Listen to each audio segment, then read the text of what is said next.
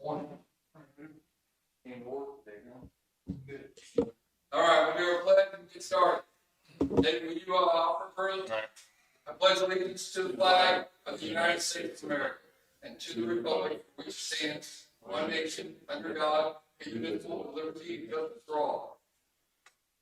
Father, we come to you today asking you to watch over this meeting of our Board of Commissioners. We ask that all things that are done here be according to your will. In Jesus' name, amen.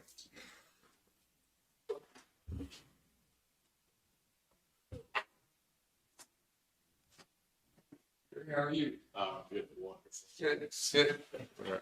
We Go have for a long walk after this race. We have a lot on the agenda today. I've got several little things to get started. There's the minutes. I've read the minutes and I make a motion to approve them as written. I'll second. Moved and seconded. All in favor? Aye. All right, and included in the claims is payment number 10 to River City in the amount of $741,564.49. And we typically do an approval on that besides having it in the claims. If you guys want to look at anything on that or.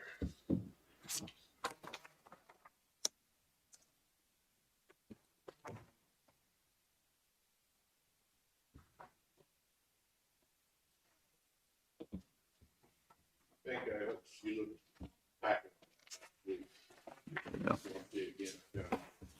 Want to see it? Yeah. Nothing complete. What else you got, David, while he's figuring that out? And then I have the actual claims run. Okay.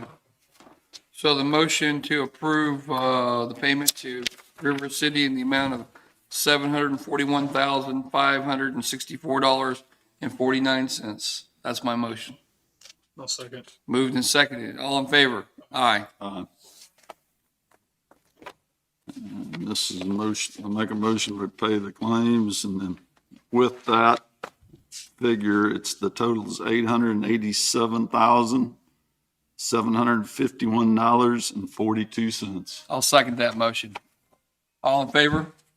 Aye. All right, then I have adds and abates, numbers 2020-197 through 201.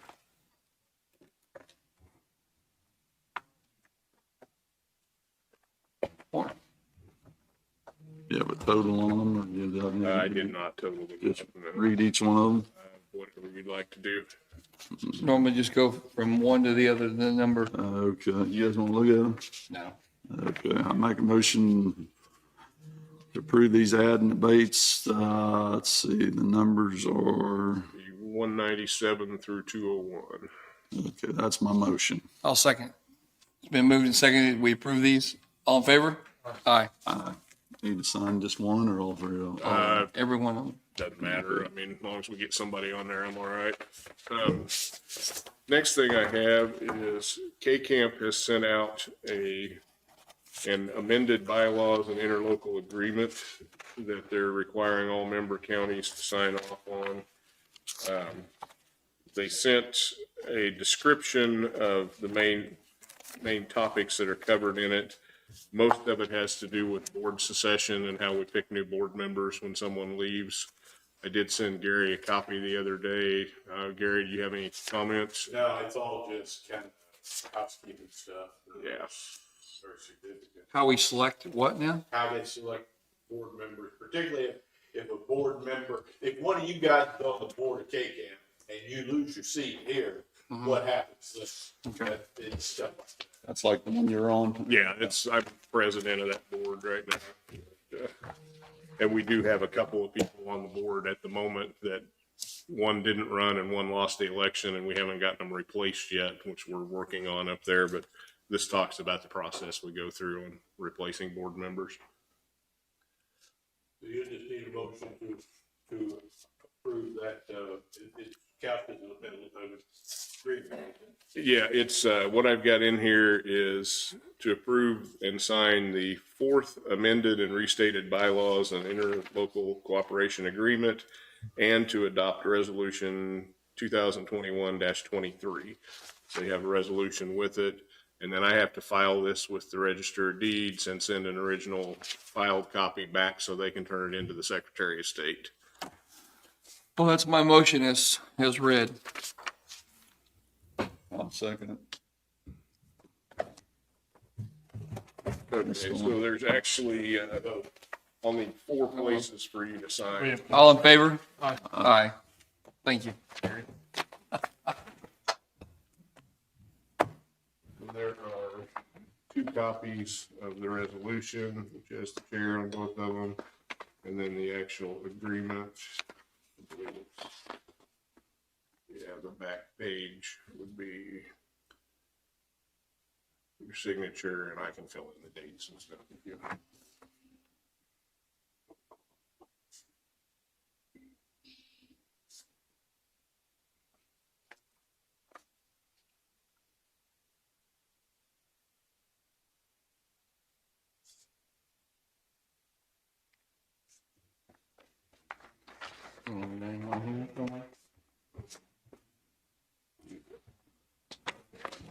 Here. Here. Page this one.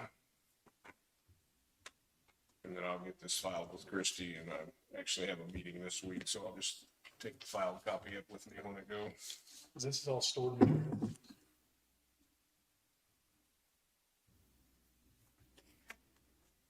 All right, thank you.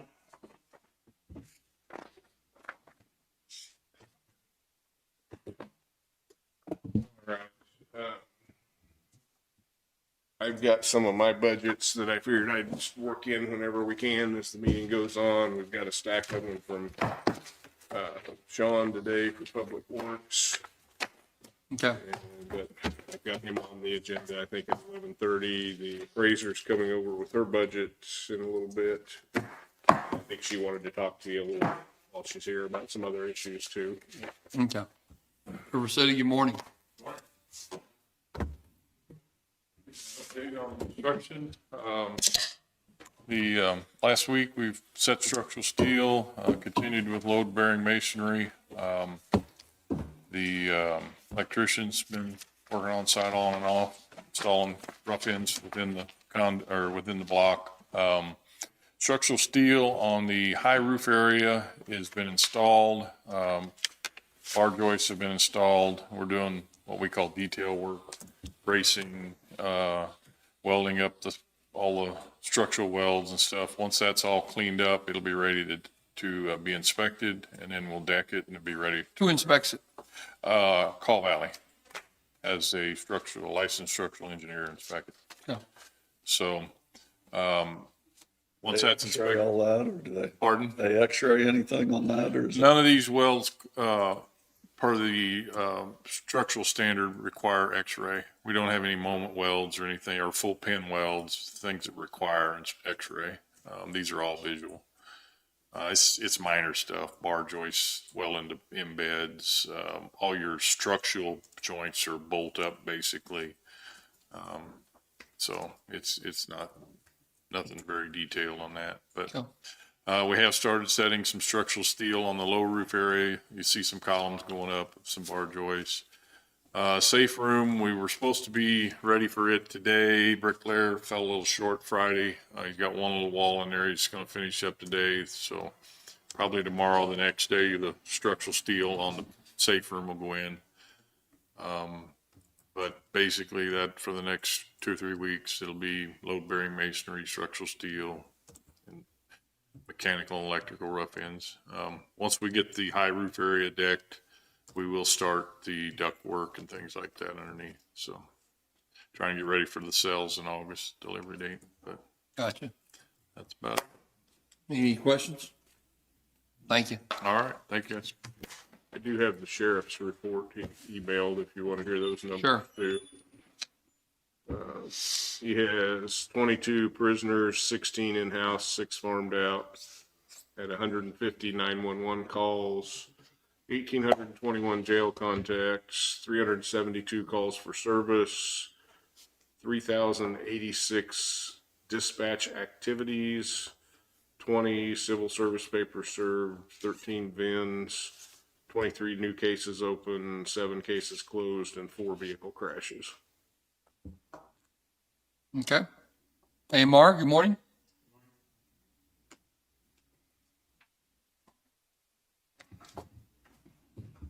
Galen Anderson with AMR, and I'll hand out reporting for the month of June.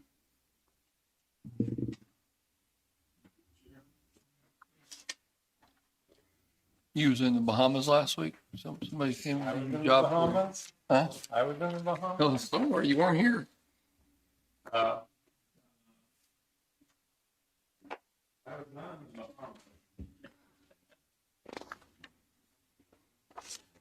Bahamas. It was when it was moved to a Tuesday. I had a few other Tuesday morning meetings Uh-huh. up in town, so All right. they weren't in the Bahamas. So for the month of June, we'll just go down. We had 4 requests, 2 transports out of Blue Mound, none out of Centerville, 1 out of Fontana, or at least fell to that area city code. 26 requests and 12 transports out of Lacine, 7 requests and 6 transports out of Linn Valley, 21 requests and 11 transports out of Mound City, 7 requests and 3 transports out of Parker, 34 requests and 20 transports out of Pleasanton, 6 requests and 1 transport out of Prescott, for a total of 106 requests for service and 55 transports for the month. Then broken down by District 1, 2, and 3 for what came out as our average response times for District 1. Our average response time was 12 minutes, 8 seconds. For District 2, it was 11 minutes, 22 seconds.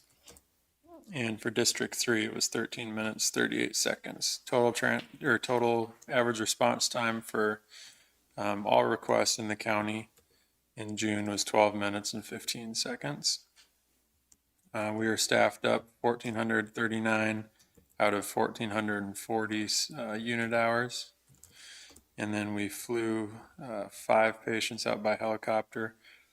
4 of those fell in either a suspected stroke or likely stroke as far as symptoms go, and then 1 cardiac. Any questions on the June data? I have a little bit of an update on the SUV.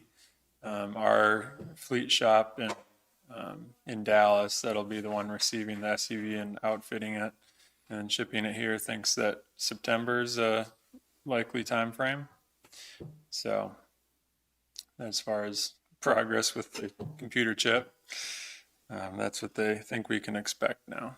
Okay. So I had a call with them a couple of weeks ago to talk through all the different options as far as what kind of tires it's going to have and the way we're going to situate the equipment in the back of the SUV and whatnot. So that's an update on that. As far as this month, we're sitting at in the last 7 days we've had 11 transports, and so far for the months to date we're at 24 transports. So trending a little bit higher volume than last month. Kind of had a good experience last week with there was a call in for a potential plane down in the county, it was a crop dusting plane. Turned out not to be down, but it was called in as someone thought it crashed.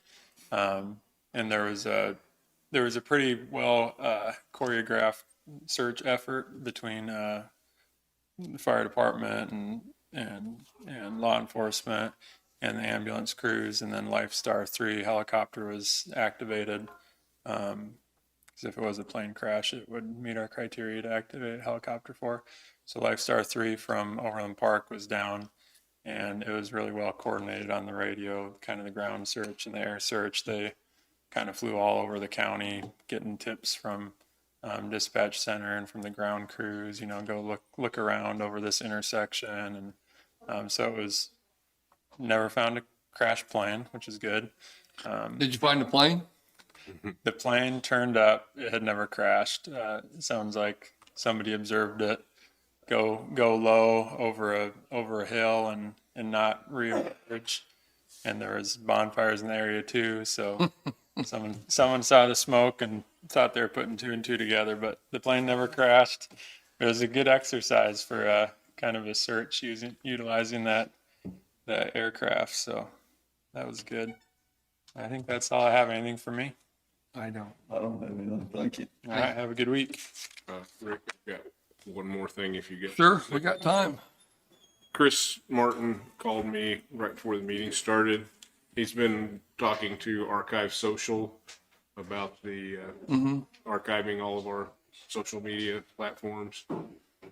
Didn't know if you guys were any closer to making a decision on that, but he said that they are offering to provide the service for the remainder of this year at no charge if we purchase it starting January 1st.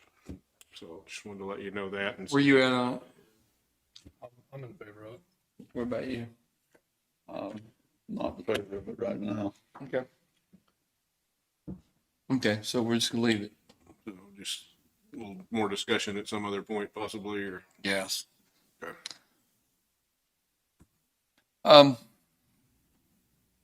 You got anything going you need right now before we go get Sean? It's at, Any executive time today? No. Wow. You? um, You need just a little bit, but later on? Okay. Well, let's see if we can get Sean in here. okay. So I have his budget schedule later. I don't know if you want to get into that right now, but we could and We got time, I guess. want to.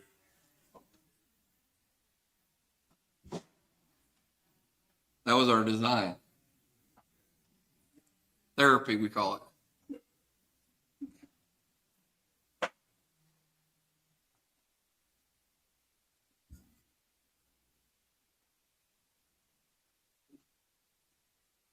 So did Kathy have a lot of questions on the appraisal, on the appraiser side? Or did she just work with the ladies upstairs? On her budget, she came down and met with me one day for an hour or so, and we went through some things. And I mean, she had some good questions, and I think she's working through all of it. And I helped her quite a bit with money and stuff. yeah, so Okay, good. I think she'll have it pretty well worked out for you when she gets here. Got you early, Sean. Caught you off guard, maybe. Sean West, Interim Public Works Coordinator.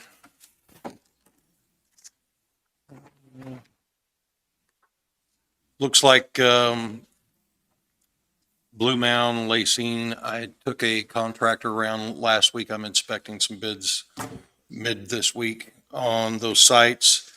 The bridge at Zener on the federal wildlife area, the new contact and new manager, Kate Brenner, says they're in the discussion phase, and she's been in that position about a week.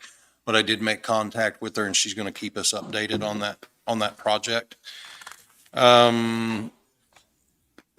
Gary's got an MOU for the airport that needs signed. It's the same thing that we discussed last week about the temporary roads, but this is just a memorandum of understanding with the property owner of Lot 8 that we're going to cross, just to come to a written agreement about what we will and won't do when we cross that lot with that temporary road.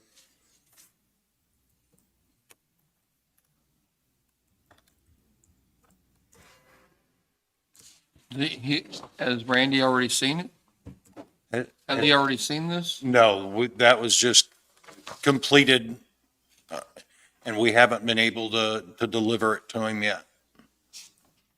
Is he going to be cooperative? Okay. Yeah, I think the terms there are terms he's verbally agreed to. Yes. He just hasn't seen it written.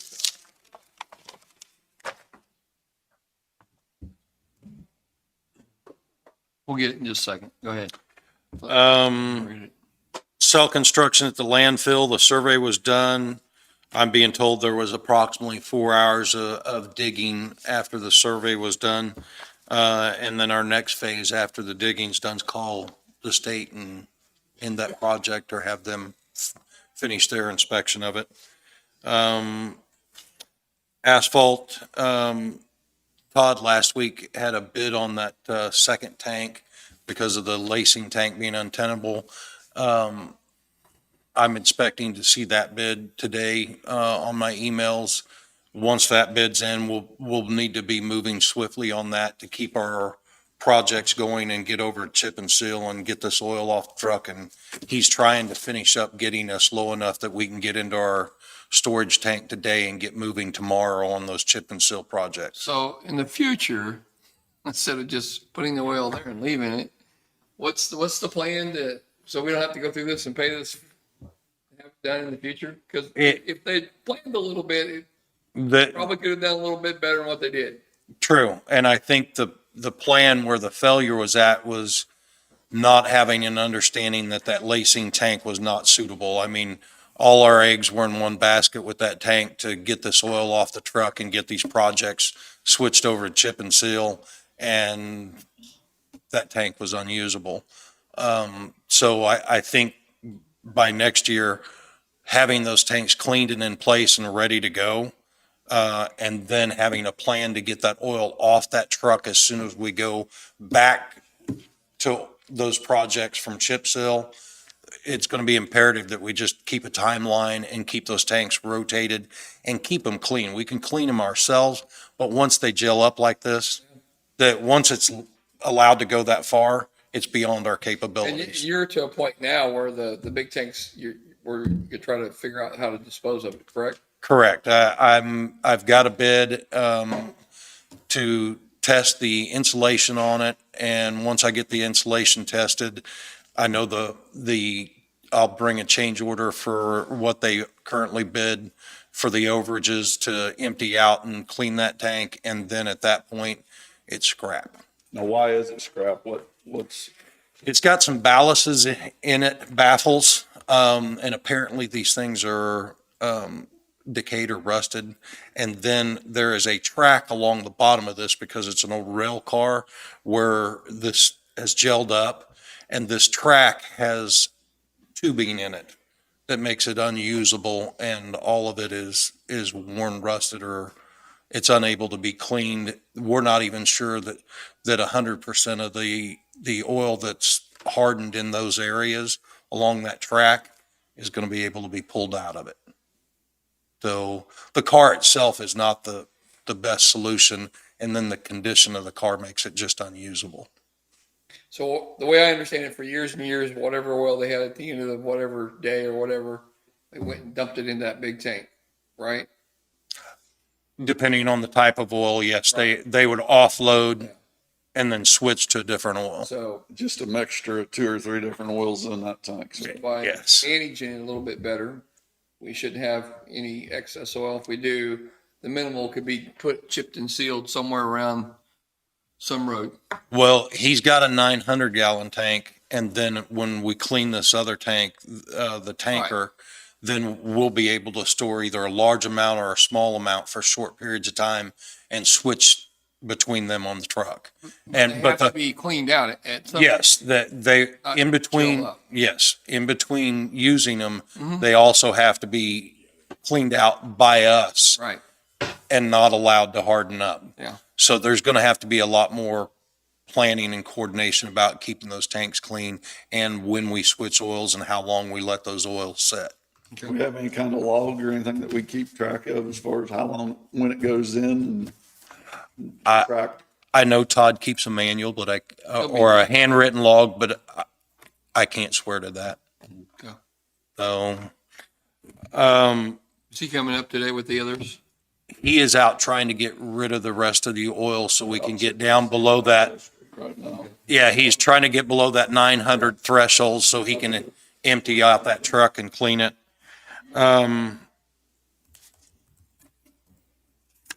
Other than that, we had signs. We got the Gordon Park sign in, some trees cut at the courthouse. The lacing project, I'm going to send Amer up to do some trees over where we want to build that garage at the senior center. We've got some work up there to do. And other than that, I've got some budget stuff whenever anybody's ready for that. Are these supposed to be numbered or not? I don't think we have. So, you need a motion for this memorandum of understanding, is that right? Yeah, need a motion to enter into that agreement, sign memorandum. Okay, you need to make the motion, or one of you two. Since I'm gonna sign it.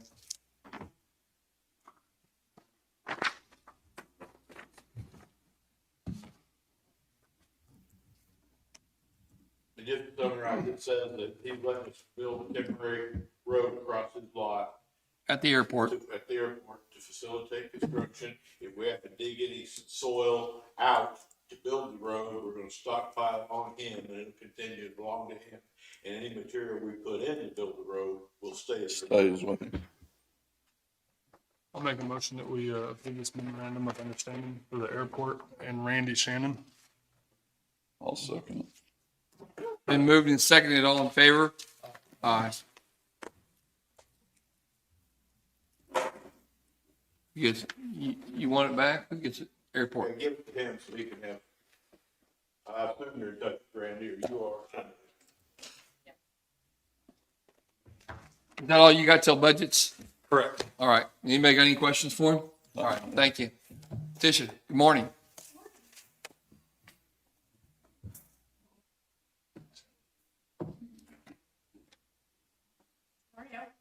Good, how are you?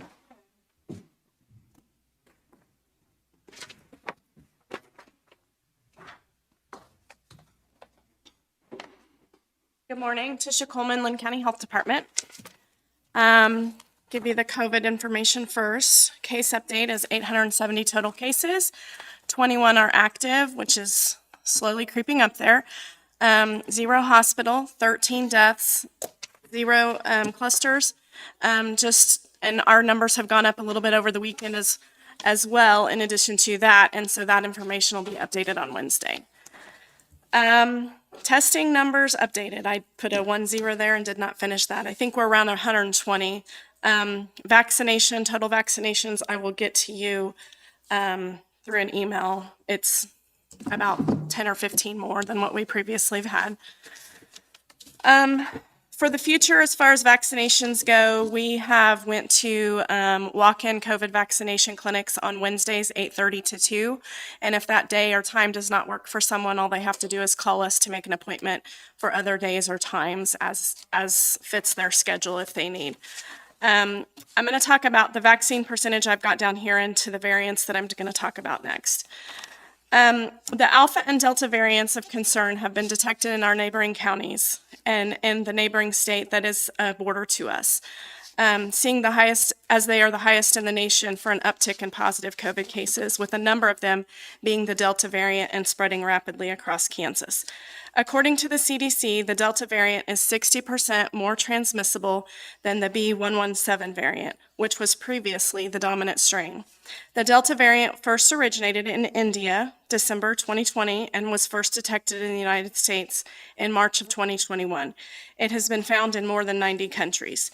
A newly identified variant, Delta Plus, has also been recently identified in India and appears to be less responsive to monoclonal antibody treatment. The new variant appears to be spreading most quickly in communities that have the lowest vaccination rates.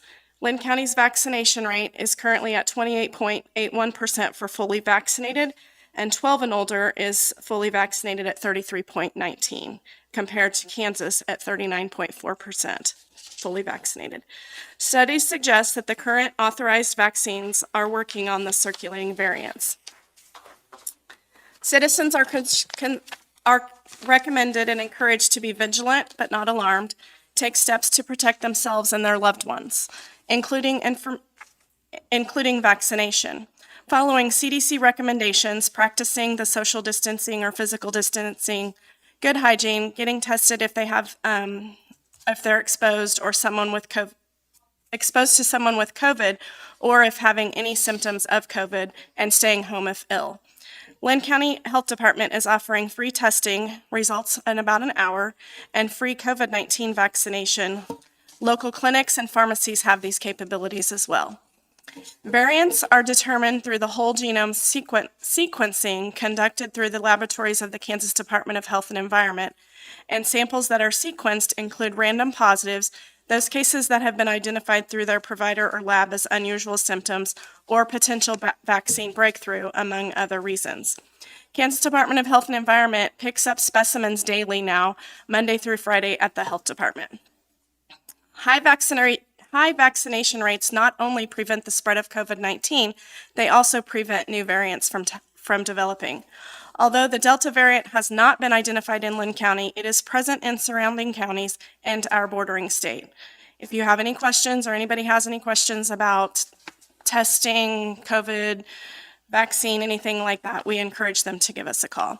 We are currently in discussion with Kansas Department of Health and Environment regarding a possible mass vaccination testing clinic for Linn County due to our neighboring state as being highest in the nation.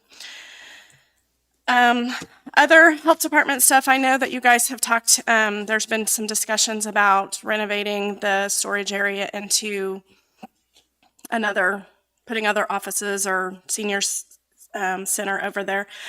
Just to give you a heads up, we do have lots of shelving and lots of supplies in there, so that would have to be moved out for that to be taken place. I think you're aware of that, but I wanted to make sure everybody's aware of that. I did the Kansas leadership training last week, and I have, I think, 2 other of my staff members trained in that the county had recommended everybody to do. Do we have a core leadership group? Do we know? Do you know? Yeah, we have a group, yeah. Do you know who's on it? I mean, I guess, is it just, do I need to do any more with that, I guess is my question. I think Morgan, are you in charge of that now? I'm still working on the list. I need about 45 more people to join in on the leadership. So Okay. the more people you have, better. Okay, I was just curious. Future outreach events this Wednesday here in the Annex building at 4:30. We're doing a pelvic health physical therapy class with Attune Physical Therapy. So if you or women are interested in more information in regards to pelvic health, come here at 4:30 on Wednesday. Thursday is our family movie escape in Blue Mound. The 21st is our community baby shower. July 23rd and 27th is our physical and immunization clinics at our office. Our summer Funshine Bash is July 29th. August 2nd, we are going up to Prairie View to do a school immunization clinic. Waiting to hear from the other 2 schools to see if they're interested in that. August 3rd is our breastfeeding brunch. And then August 5th is our back-to-school brunch with school nurses and aides, and then the Linn County Fair. Anything from you? Anything? I had a question on the claims, Tish. There was one for 4320 for COVID INF support. What is that? Do you know? I'd have to look at the invoice or whatever. Who was it to?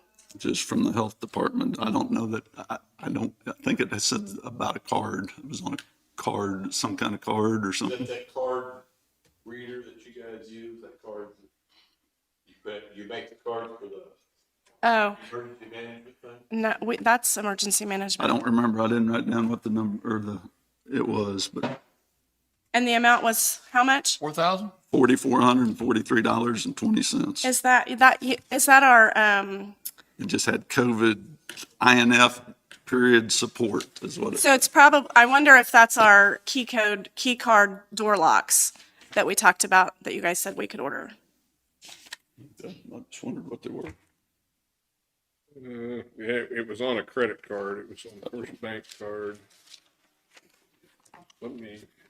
I could bring the invoice. Well, I don't know if she's got these scanned in yet or not. Let me look. Just follow up on it. Okay. Anything else?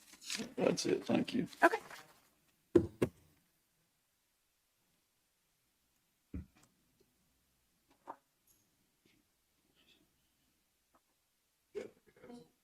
You got something, Jessica? I just want to remind everybody of our public meetings next week. July 19th, we will be at Prairie View Middle School. July 20th, we'll be at Pleasanton High School. And July 21st, we'll be at Jayhawk Linn High School. Those will be in the gyms. What times? 7 to 8:30.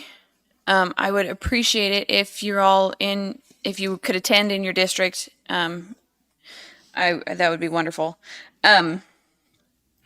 So this is for our comprehensive plan, for the county.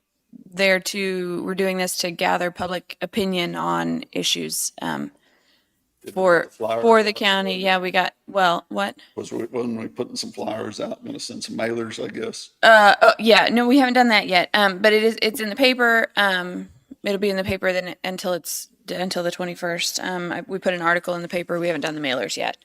But you're going to? Yeah, that's still on the list. So I wanted to remind everybody of that. And then Craig Van Wy will be here For that Delta. 10:20 to talk about the ROS program. Did you say July 20th? 20th for Pleasanton, yes. If any of you plan on attending the ones in the other districts, we probably need to be aware of that so that we can deal with the possibility that that could be considered a meeting, that you'll be discussing Right. county issues. So stay out of my district here, Annie.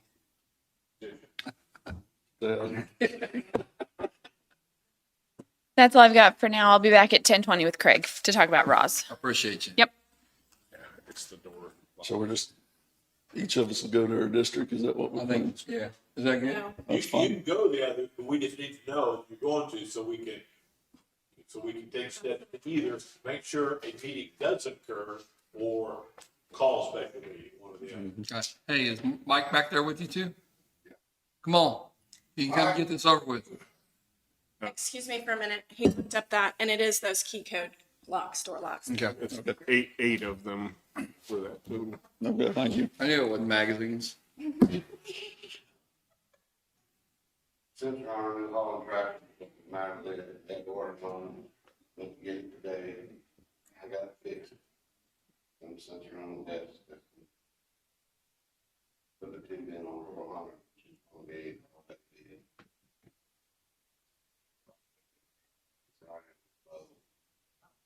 So what's the plan this week, Harry? You mowing and you doing a little bit of everything or what? Roads, Tubes. tubes?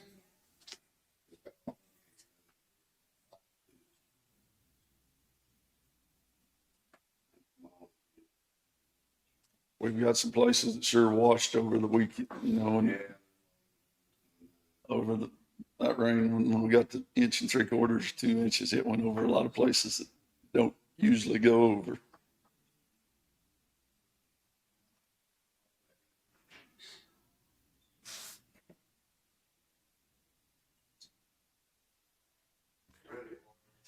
Hey, while you're waiting, Rick, District Court needs you to sign this, just saying that their budget was approved for that amount.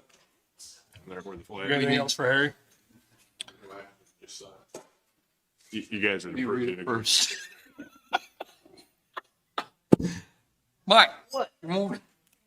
Tell us what you're doing this week. Who's, Oh, we're gonna get started on them trees at some point this week. okay, what else? Right now, we're just fixing where water's run over.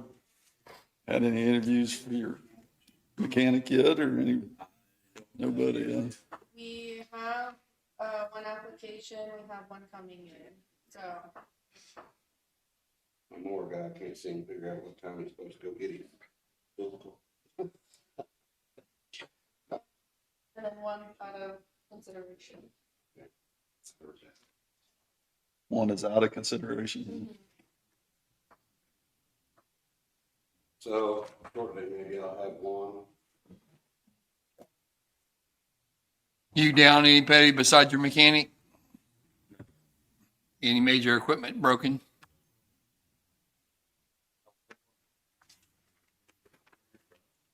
So how many road repairs you got up there because of the water? We've done a lot. I don't know. They're out checking them this morning, see what happened over the weekend. I don't think anything too major, but they're out checking them. Okay. Okay. Everything was last week. Don't call that over weekend trees down, one spot, 100. That black couldn't get out. They don't hit the bridge. They're down there on that bridge, they fell across that bridge. Had to go out Sunday, to move them.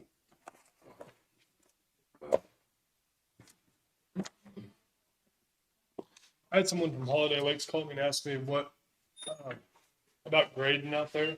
They want to know if we ever have or if we'd be willing to, pay. I'm elated to do it. No, We can't even legally. I don't see it. Didn't take it. Oh, really? Stick it somewhere. We did it around it, that's it. Maybe throw it. Oh, this is it, right here. This is it. Oh, that's it.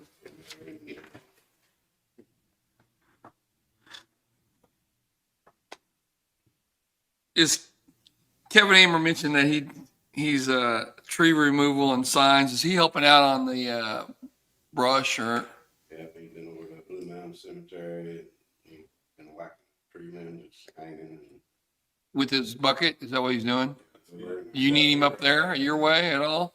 He won't be able to get everything up on top of that hill, more or less. I don't But I mean, you're gonna need him later on to trim anything? know, 'cause everything we'll do, we'll just You- cut off. Okay.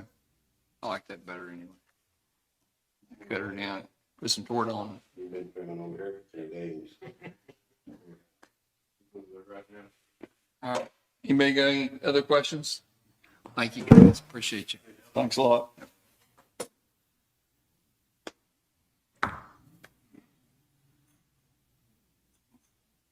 We don't have anybody until for a while, but nobody else needs any executive session. You needed some We needed probably 10 minutes or. personnel?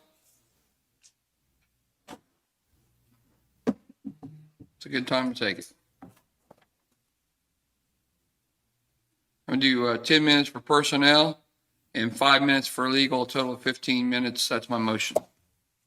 Second. Been moved and second, all in favor? Aye.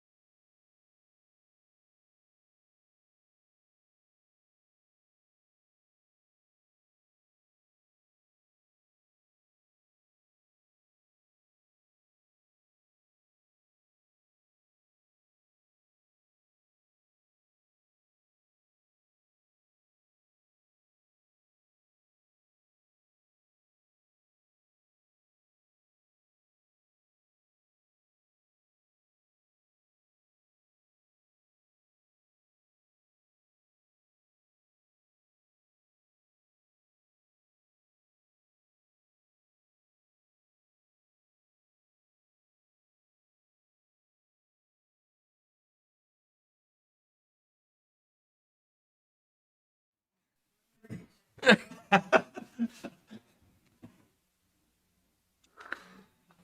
right.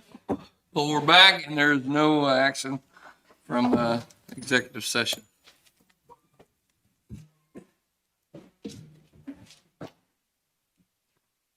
Road foreman's done. So really we got the RAWS program coming up at 10:20. So Sean's got all his budgets. we want to do some budgets? Get into that. Yeah, let's do it. Let me grab him. Sure.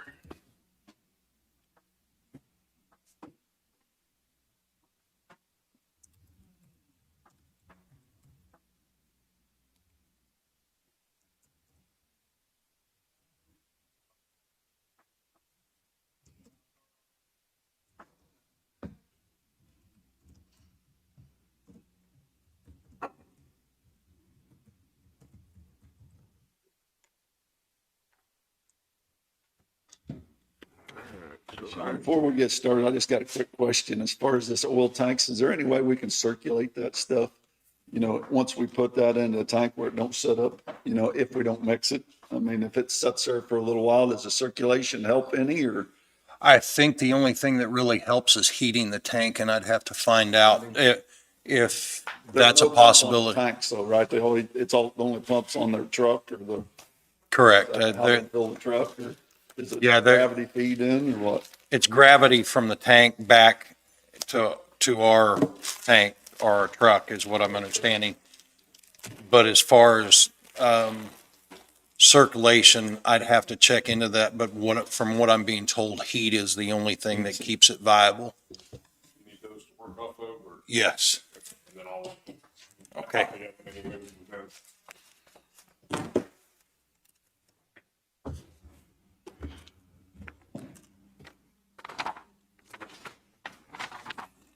How long does it take to set up? Do you know?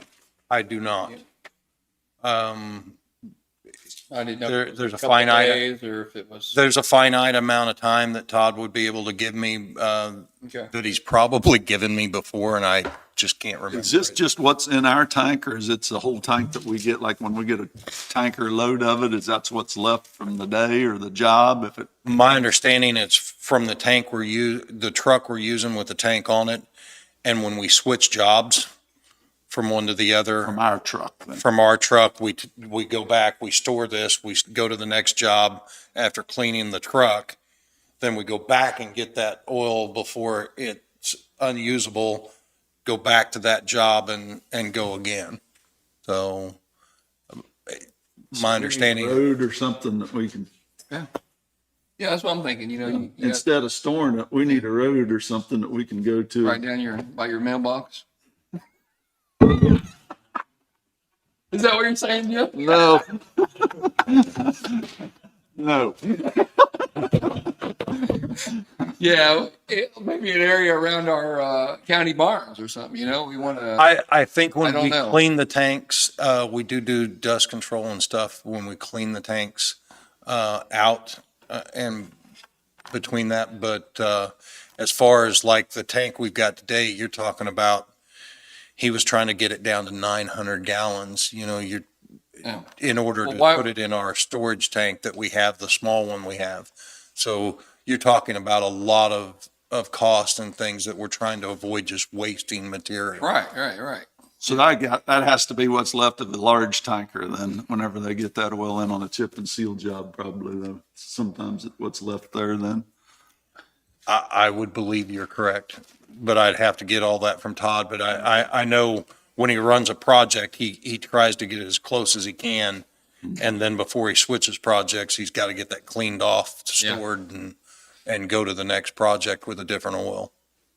So Okay. not sure how you want these presented. And you worked with David on these, right? He reviewed all the work that I did, gone through as best I can go through them with what information I had.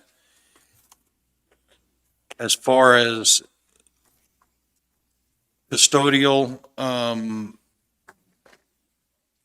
looks like last year we were looking at $104,200. And this year's budget, mainly for salary reasons, is at 106,600.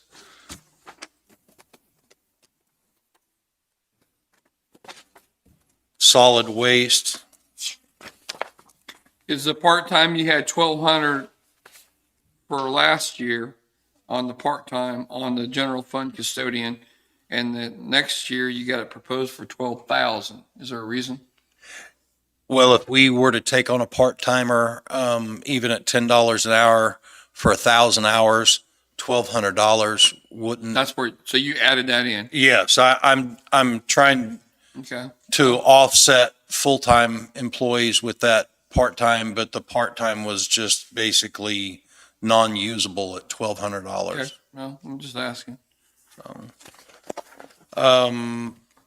Solid waste, looks like last year was, $664,680. Let's go through this slowly. So has anybody got any questions on this custodial budget? I don't think that total adds up right, unless I made a mistake.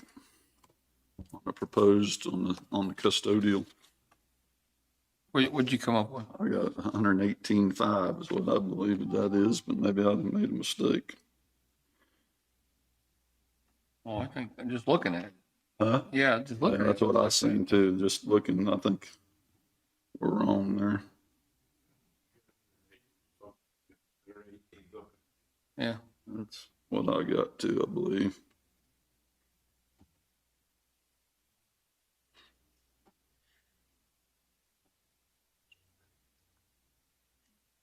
Did you look at it, David? I did not total things up. I just kind of glanced. I think that's 118.5.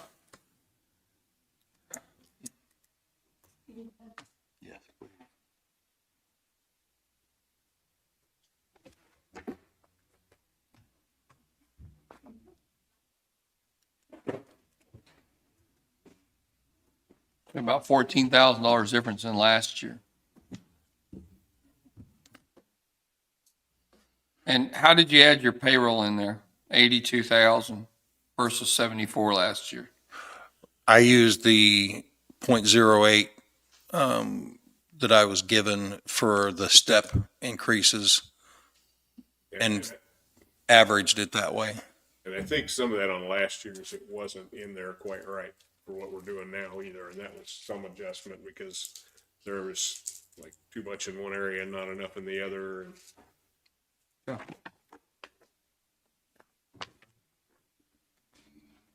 Okay, go to solid waste. Solid waste, overall, we were looking at 664, 680. Came down to 644, 600. And a lot of that was, as David said, readjusting things. And then bringing the capital outlay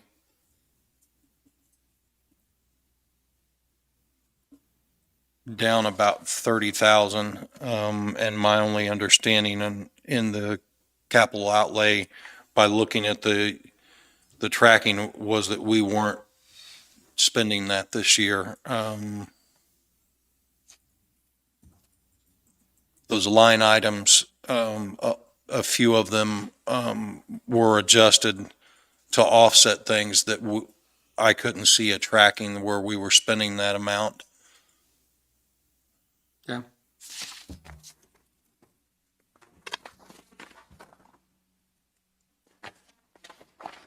And solid waste does have some money in equipment reserve if we need some capital items out of there too. They have $309,760 that's been put away over several years.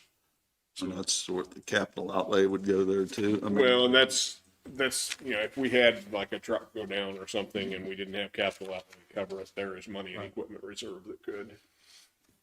Sean, on your commodities, you've added $8,000 for next year. Is there a reason? On solid waste?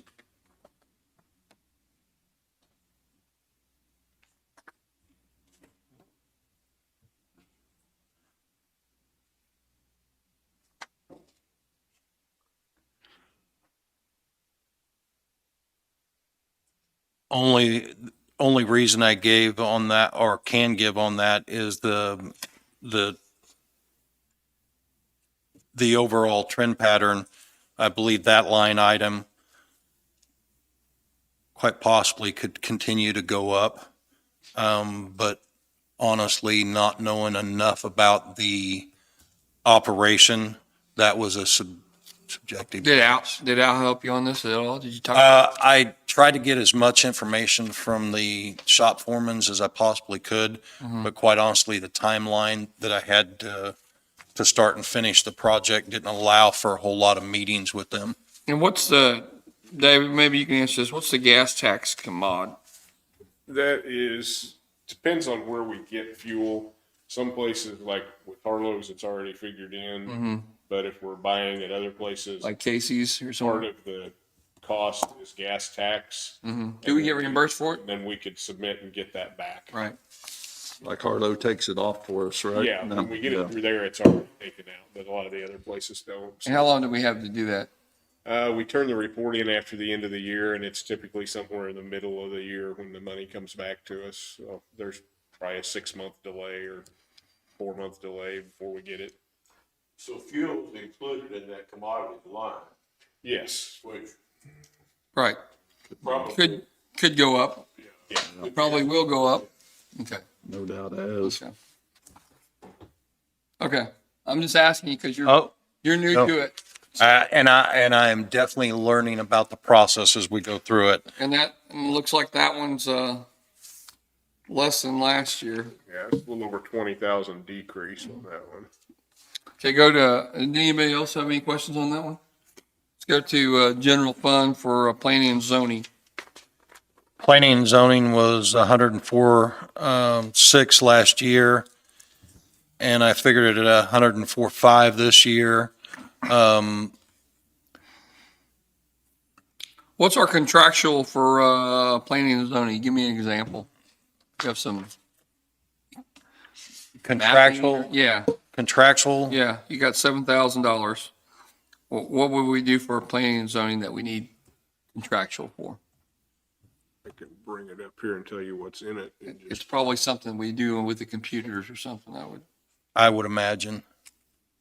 I was just looking at the overall expenditures for those and the high and the average for those.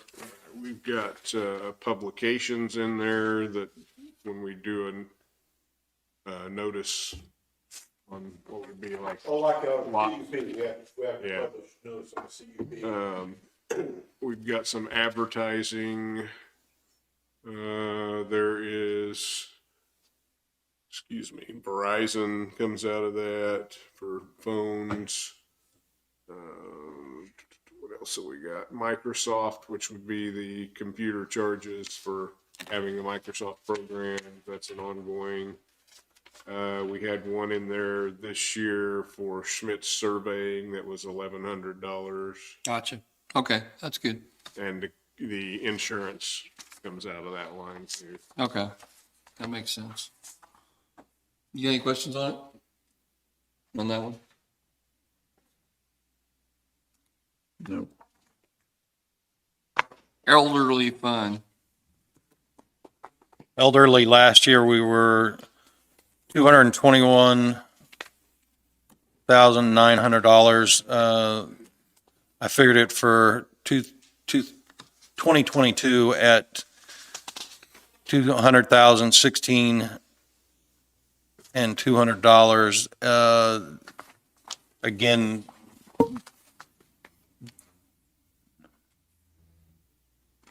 most of those were changing line items and adjusting line items that weren't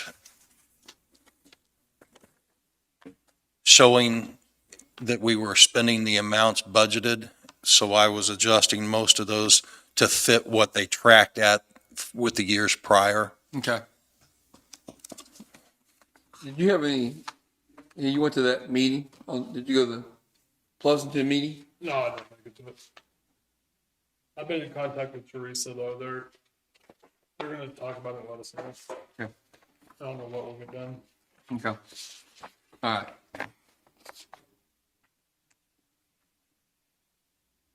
Anybody got any questions on that? I don't know.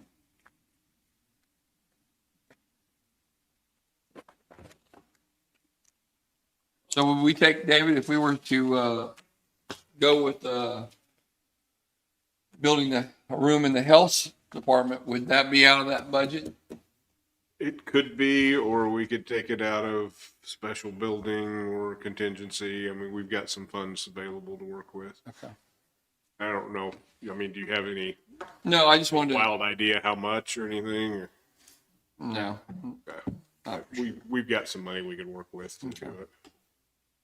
Noxious weeds.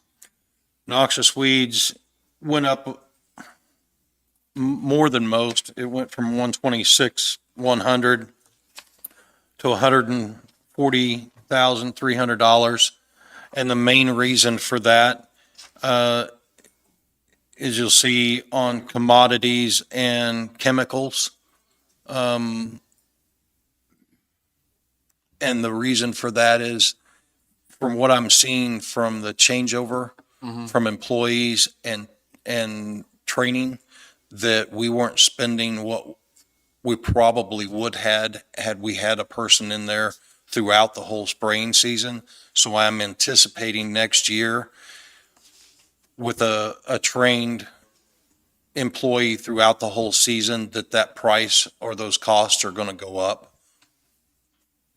So you mean we'll be having people purchase more chemicals, what you're saying? We're going to purchase more because we're going to spray more. Hopefully we And your cost share is going to go up True. probably as well. And if we don't have the personnel change over that interrupts that spray time, that those costs will go up.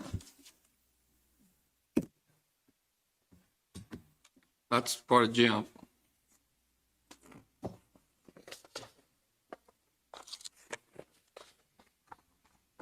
Okay. Any questions? Park fund. Park, we went from $307,500 to $303,500. A lot of this was adjustments for line items that weren't typically spent out as what they were budgeted. Okay, on the contractual on that, you got 30 versus 18. Are you trying to finish that cabin? Is that what you're trying to? That's my thought process. You've got some roofs that need replaced. You've got the cabin that needs put in, and then we're moving away from trying to steal manpower from the shop. So I just put in what I thought we might use next year and the overages for contractual that are going to come up. And why did utilities go down so much then? 18,000.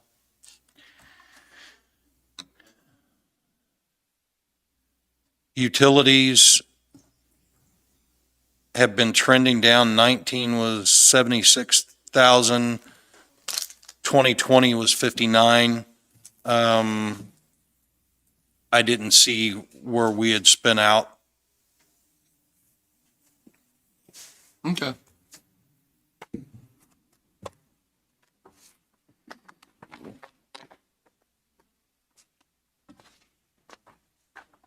Road and bridge. But go back to that part and on your capital outlay, David, is this the money that we're going to definitely put in capital outlay for? Is that what he's doing? It was On the 25,000? for any type of long-term purchase. That's what so last year we put in 15 and then, okay. Yeah, we've actually spent most of the 15 already this year. We've overspent, or that's the actual, okay, total spent for 2021, 17,196, all right? Yeah, and actually it's up more than that now, so. I'm not sure.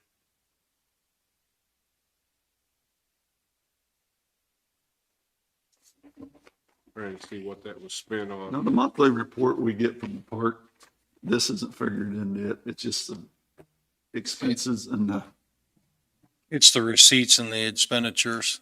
is, I think, the report that you're talking about that I also get. It would take all It'll these. take all this into, Yeah. okay. Okay.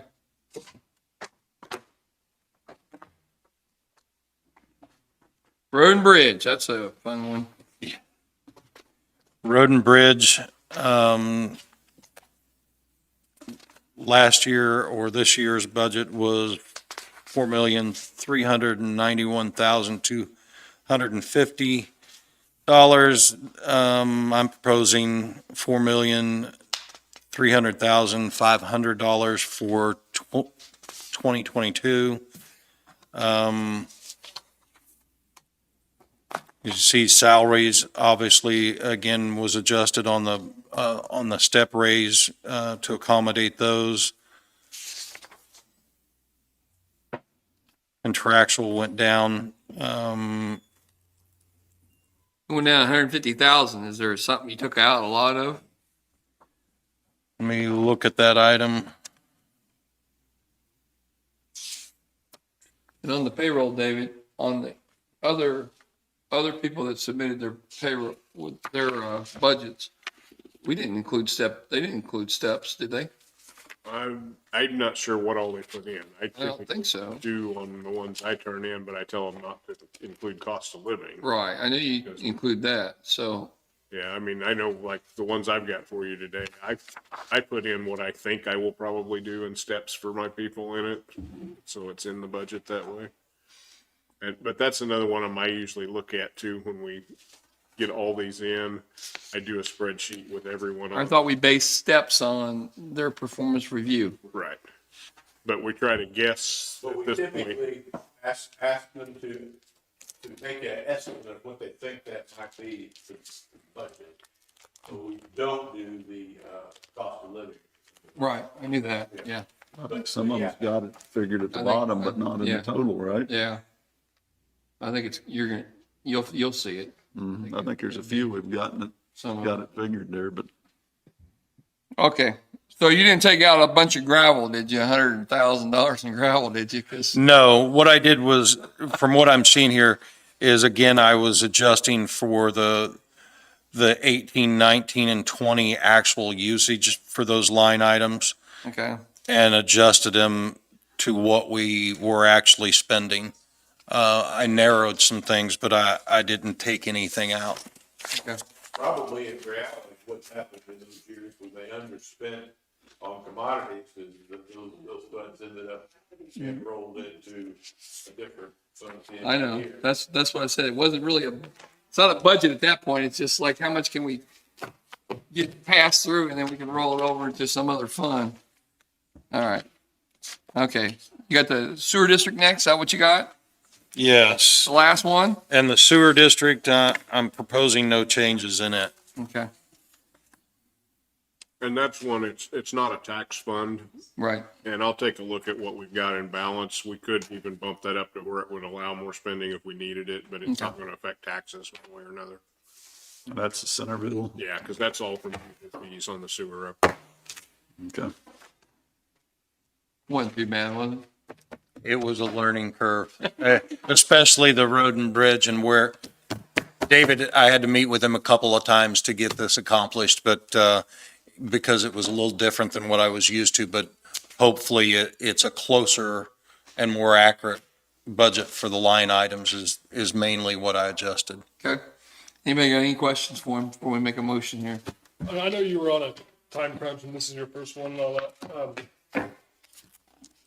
And it's just like I've asked anybody else for an explanation of why they're doing what they're doing. And I know that there's, and a lot of these are supervisors. Can we get an explanation from them of, how things are going in their department, what their plans are for this following year, what the plans are for the next 3 years? Just an explanation of why. I mean, these are just numbers. And, I know we're on a time crunch right now.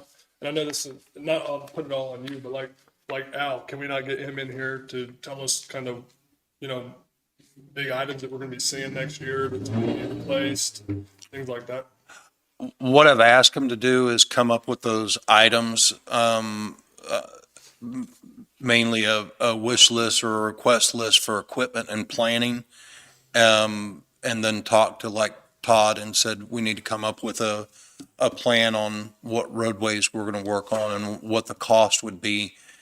And after this budget process and things, I plan to get together with them, come up with those items. Some of them have already been turned in to me, but before we come and present them, I've told them that I want to go back out and get cost on those items, so that we can talk some intelligent, not factual numbers, but the estimates of what those requests would mean to our budgets.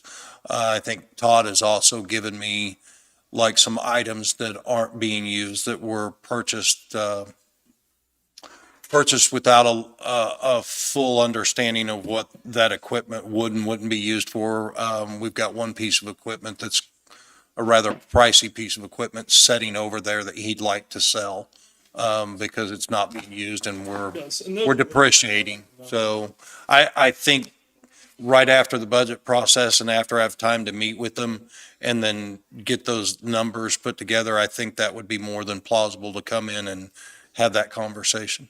And I'm sure you've got it kind of, where you need it and all that. I just want to be able to see, per department where we're at. I know that you're kind of thrown in this position and a lot put on your back to do this, so I appreciate that. But just like an explanation, just like I've asked everybody else. Not a problem. Especially from our road foreman and from Al as well.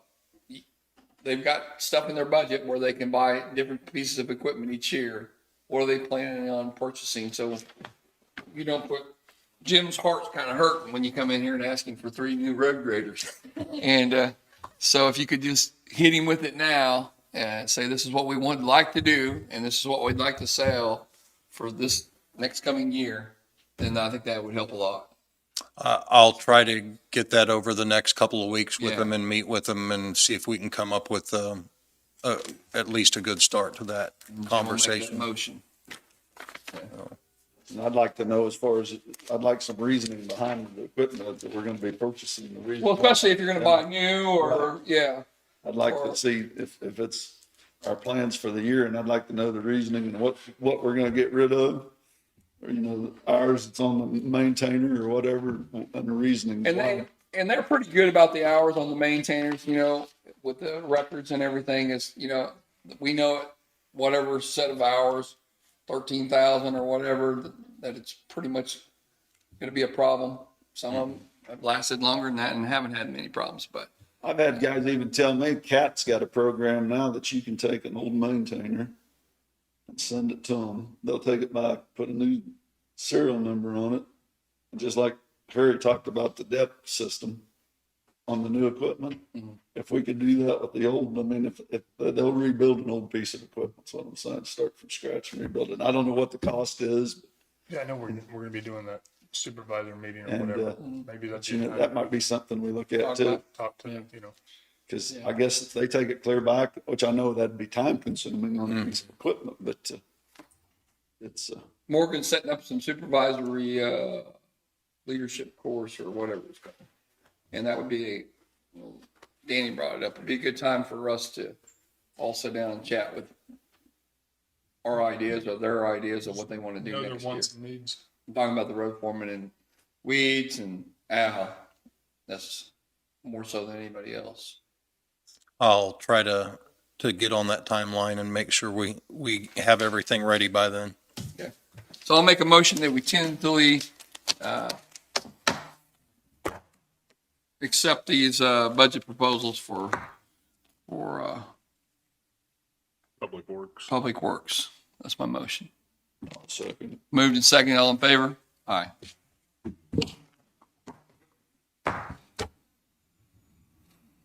Kathy? Well, you are now. Hello. Well, nothing like getting thrown into a budget, right? There you go. I've done 2 of them this year, so it's like, Ours is a little bit lower. yes, it is quite a bit, but, Kathy Bridges, County Appraiser, as of July 1. I have, some documents here. And, I was fortunate because Debbie did send me previous to, she says, I don't know, you might want to look over this and see, but she sent me what she had submitted previously. Okay. I asked for 5 years of expenditures just to see what, a breakdown of the expenditures that were given. And then, I have to see when the money is spent, girl. So, I further, did that, I need to, making sure you guys know what we do.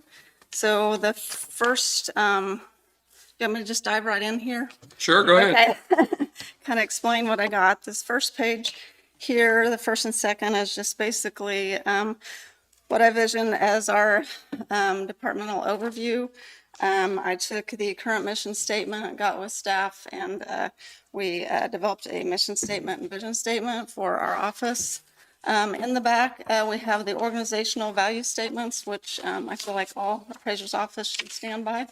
So you can read that in your I guess, at night or something. I don't care. Goes to sleep? Yeah. Yeah, so what I really wanted to get to, because this is what we're talking about, is our appraiser's office budget information. Okay. And so I've got both of our appraiser fund and our reappraisal fund, so you'll see the next 2 sheets here. This budget represents only a 4% increase overall. What I do want to talk about is important issues, and I think probably David could contend to this, is we always have legislative changes that come up. And so important issues that will come is just law changes could impact both workings of the appraiser's office. So we're always, hoping that this next legislative session doesn't put additional burdens on us, but that's always a worry.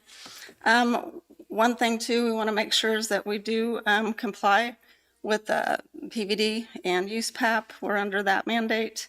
And then one thing that I didn't know if you guys were aware of, and I'm hoping, and I haven't really delved into it much in this county yet, and Deb said that she hadn't mentioned it to you guys yet, but there is a conversion this summer that is mandated by the state. It's called the MVP.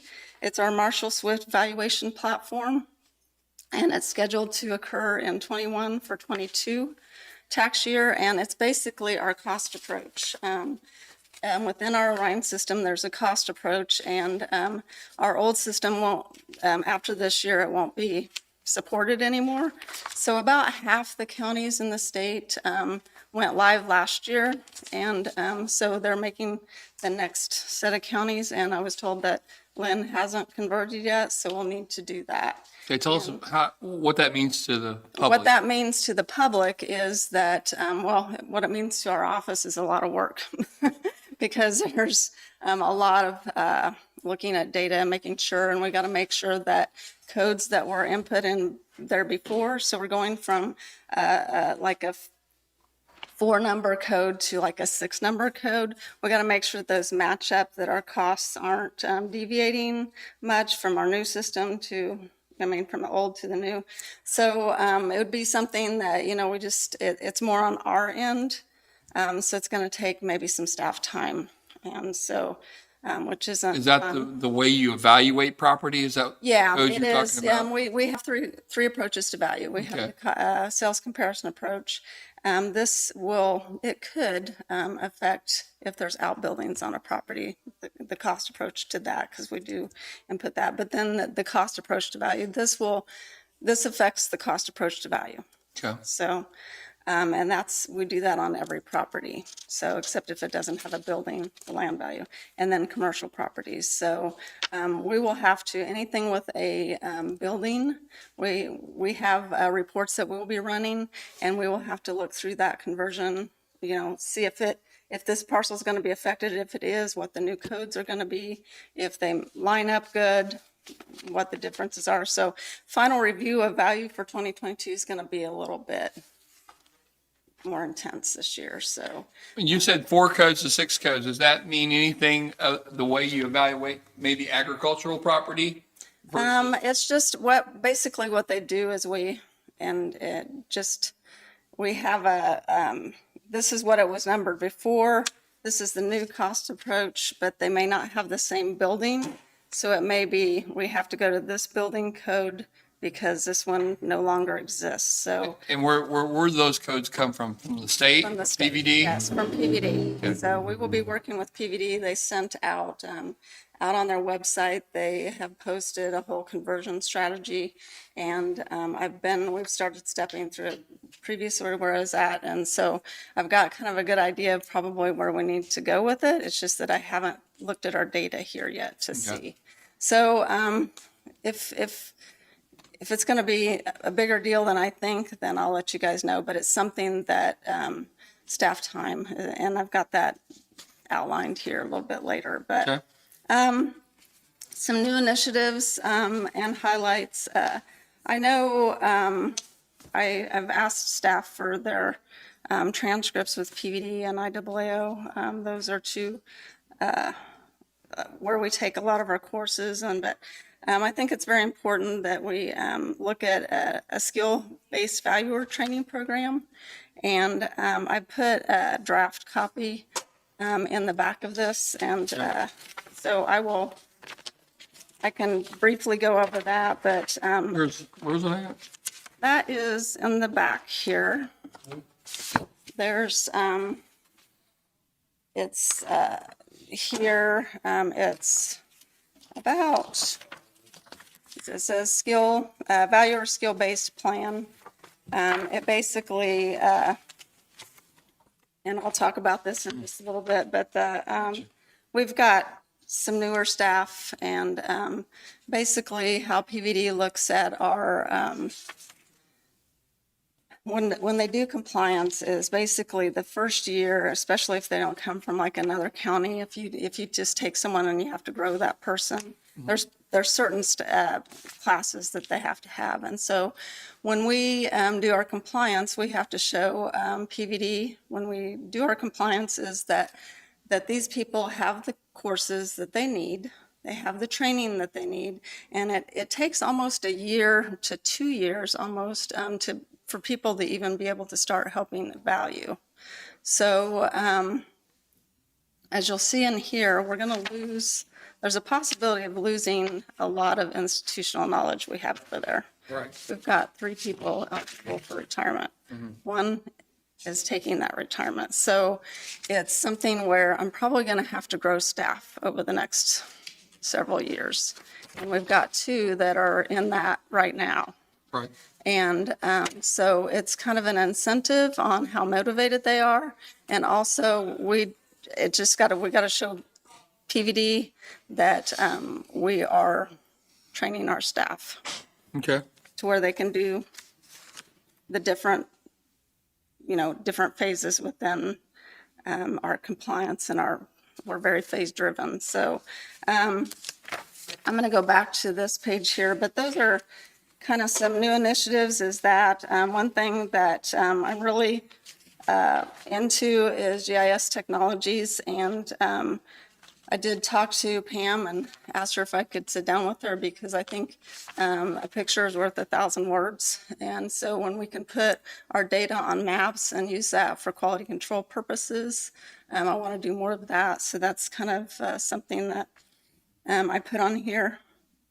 Also, as I look at our website, I feel like there needs to be changes to our website, and a lot of that's just going to be my time, spending with Chris. Yeah. And Jason over there. Yeah.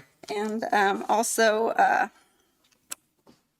just make sure that we can update our website. And then also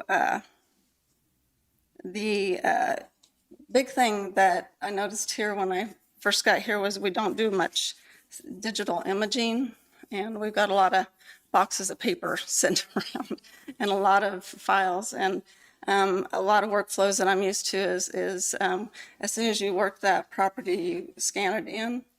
And Orion has, within the Orion system, there's actually what's called the Documents tab. And so the state hosts our Orion. So it's one of those where basically you just work your parcel, you scan it in, and then you can get rid of that paper. It just, so this is, I talked to Chris, and I think he's probably on the same page I am with IT, that, you know, there are a lot of other departments using scanners, and I think it's something that we need, that we have one staff member that uses scanner. And one thing that they've been very progressive here on is the personal property and exemptions are actually all scanned in, which is good, but no real estate data is scanned in, which is, I think, needs to start to occur. Okay. Okay. I'm going to kind of step through. What I tried to do is give you guys a snapshot of the payroll, which would be an increase from 301.1 to 317.6. This talks about, we have retirement and eligibility payouts that we need to consider. So that does consider that. It also considers that we probably need to get a requisition of at least one new staff member after the retirement of a longtime personnel. Okay. And then we've put in here staff overtime for the final review. Remember, I was just talking about the MVP. Sure. And then merit increases if warranted. And that, I put that if warranted. I went ahead and put them in there. I'll Sure. have to decide that. And then, of course, because of my appointment, the payroll has to change. And then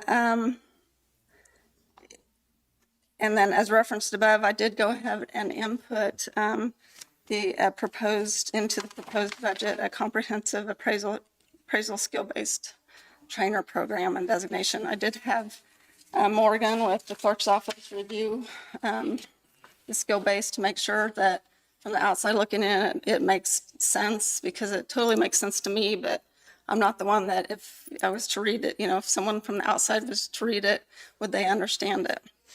I think it is understandable, and goes into 3 phases. So it's basically, if you take that skill-based by your plan, you'll see that there's a phase 1. So the first year, it takes into consider their appraisal field experience. They have to meet expectations on their performance review. So let's say they were on a performance improvement plan, because they were lacking in an area, they would not be able to take advantage at that time. They need to maintain a safety record out in the field, meaning that, if a taxpayer calls in and says so-and-so is on their cell phone, and that gets reported back to us, then that would be a safety concern to me, so it would Okay. have to. And then we have certain compliance records, standards that we have to keep up, and then there are a set of courses that are very standard for your first year. So they would have to do that, and then it takes them up about 2.5% in pay. And then after 2 years, it goes like a 1 year, and then after 2 years, and then after 3 years. Because when you look through here, you'll see that all of the designations, you have to have at least 3 years of experience. So it would step them into a 1 year, a 2 year, a 3 year, and then after 3 years, they can start working towards a And designation. you only have one person over there now that's working towards it. I have 2, Two? but one is eligible for retirement, so it's, Right. yeah, but actually one very active, yes. Okay. So it would give them, then it just shows that once they get the designation, it would be more of an other pay, so it would be like $1 extra an hour other pay. So I'm not sure if that, and we can work with the clerk, like I said, this is a draft, and we can work with the clerk's office and HR department on making sure that this would be amenable, but it basically would help, I think, with internal knowledge and growth and the trust for the community, knowing that when they come in, that our people are very well educated. So, anyways, this is something that other counties use. I've implemented it in 2 other counties as well. I mean, I've seen it implemented, so it's not anything new or different. It's, but I have input that into my personnel fund, so you'll see that the personnel did raise a bit. Then, does anybody have any questions on the payroll portion? I just have on your appraisers fund, your contractual, it dropped only 5,000. I thought it would maybe go down more because of the company that we're no longer going to use. Right, I'll go over that. Okay. Next, because I did put in there that this indicates a decrease from 47 to 42. I believe the contractual is around 12,000 is Okay. what was paid out. So there's a couple things that will contradict that, because I in understand. 2020, we weren't able to really train our staff as much. They've gotten pretty aggressive here lately because of they've gone to some online courses and stuff like that are available, which is good. But with people we've got one person that has no training whatsoever, and she's new out in the field. Okay. We got to get her going, and we'll have another new one. So kind of the offset to that Okay, I got you. is the training. So postage is huge. Telephone, this is one thing that I asked the staff, is there any concerns out there as far as, things we need to consider? They did say that they have to use their personal cell phones. They're not comfortable using those out in the field. So it might be something that at least if we get one cell phone for field use to where the taxpayer doesn't have their personal phone. I do have another option that I'm looking into because we used Google phone lines. Have you guys done that? But I'd have to see if the staff would be comfortable with that, because you can set up a Google account and it'll give a different number. Number than your. Yeah, that's what we did during COVID. It's because we had people working at home. And so we set up a Google account and it's free. So this would be just kind of minimal, but at least get one cell phone for county use. And then the big things are Momentum software. The cost has kind of rose each year. So last year it was $71.30.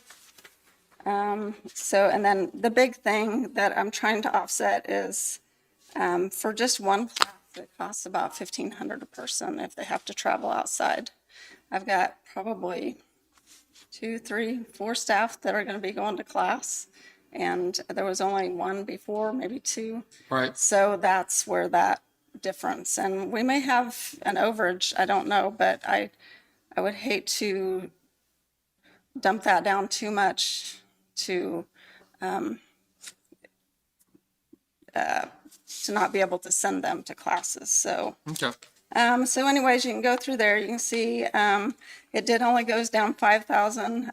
It was about a 12,000 on Macaulay. So I did say on the other professionals, it should be noted that the decrease in contractual service does consider the removal of Macaulay and Associates for analytical analysis in-house. So we do have annual subscriptions that we have to.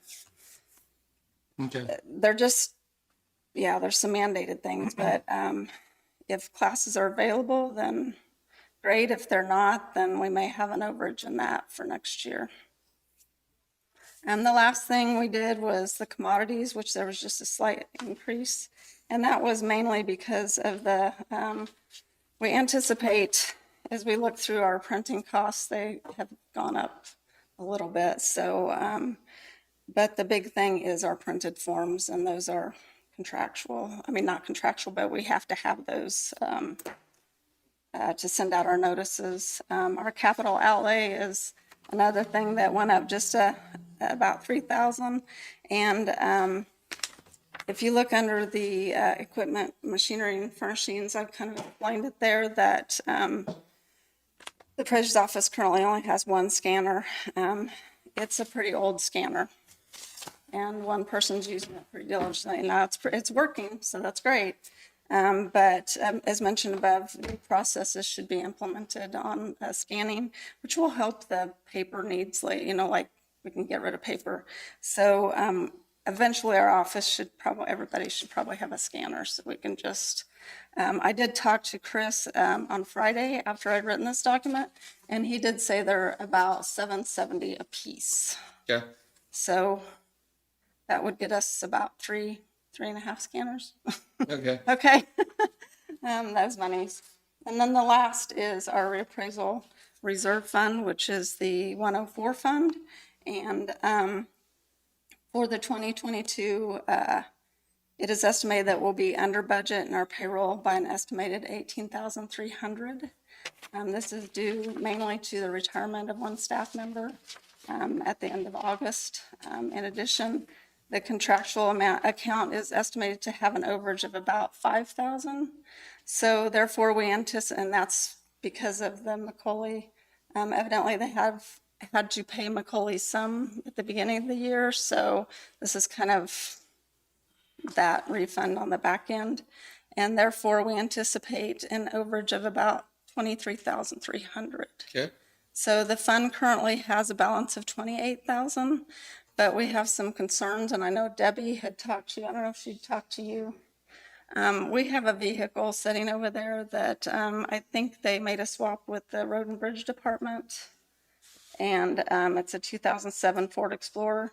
It's been, I guess, to the to different shops on 3 different occasions because the staff is having a hard time. It won't brake correctly, so they can put it to the floor, and I don't know, they're nervous about taking it out now. It's become a safety risk. It is a 2007. It's got high mileage.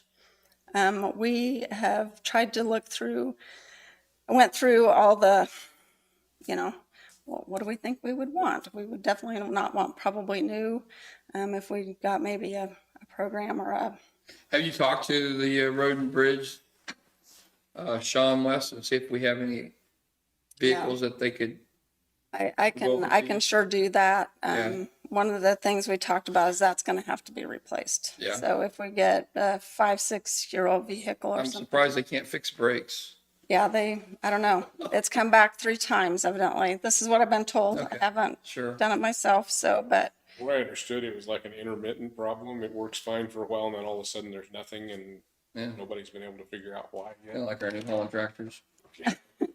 So it's like, that's not what I want when I have my staff out in the field is something like that. Also, with our reserve fund, I know previously the GIS,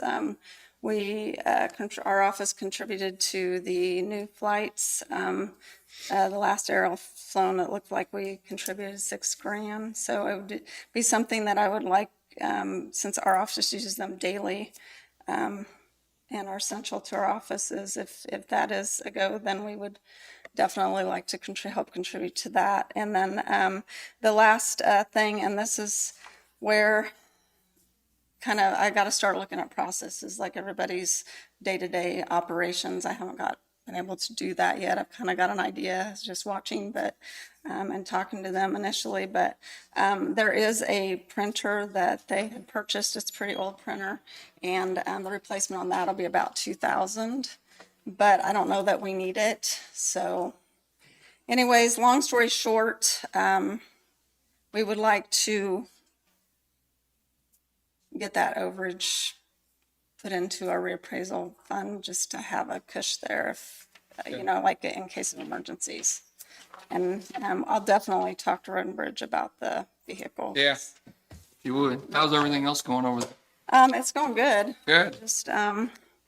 Just learning, getting all my computer set up and learning. Just did payroll this morning, so I hope I did it okay.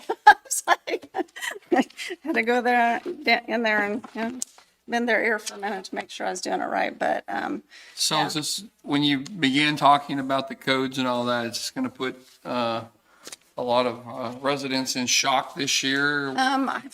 what we have to do is go You're by on camera, so. And say we have to go by. We have to go by market and what the market's Sure, I understand. and how costs, are raising. we don't have a lot of influence on the cost other than what our depreciation is.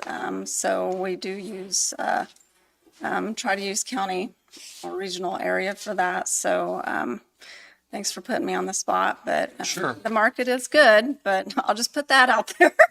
But I don't know how good yet. All right, no problem, Ken. And let's, you got any questions on it? Do we make a motion that we tentatively, accept the appraiser's fund and the reappraiser fund?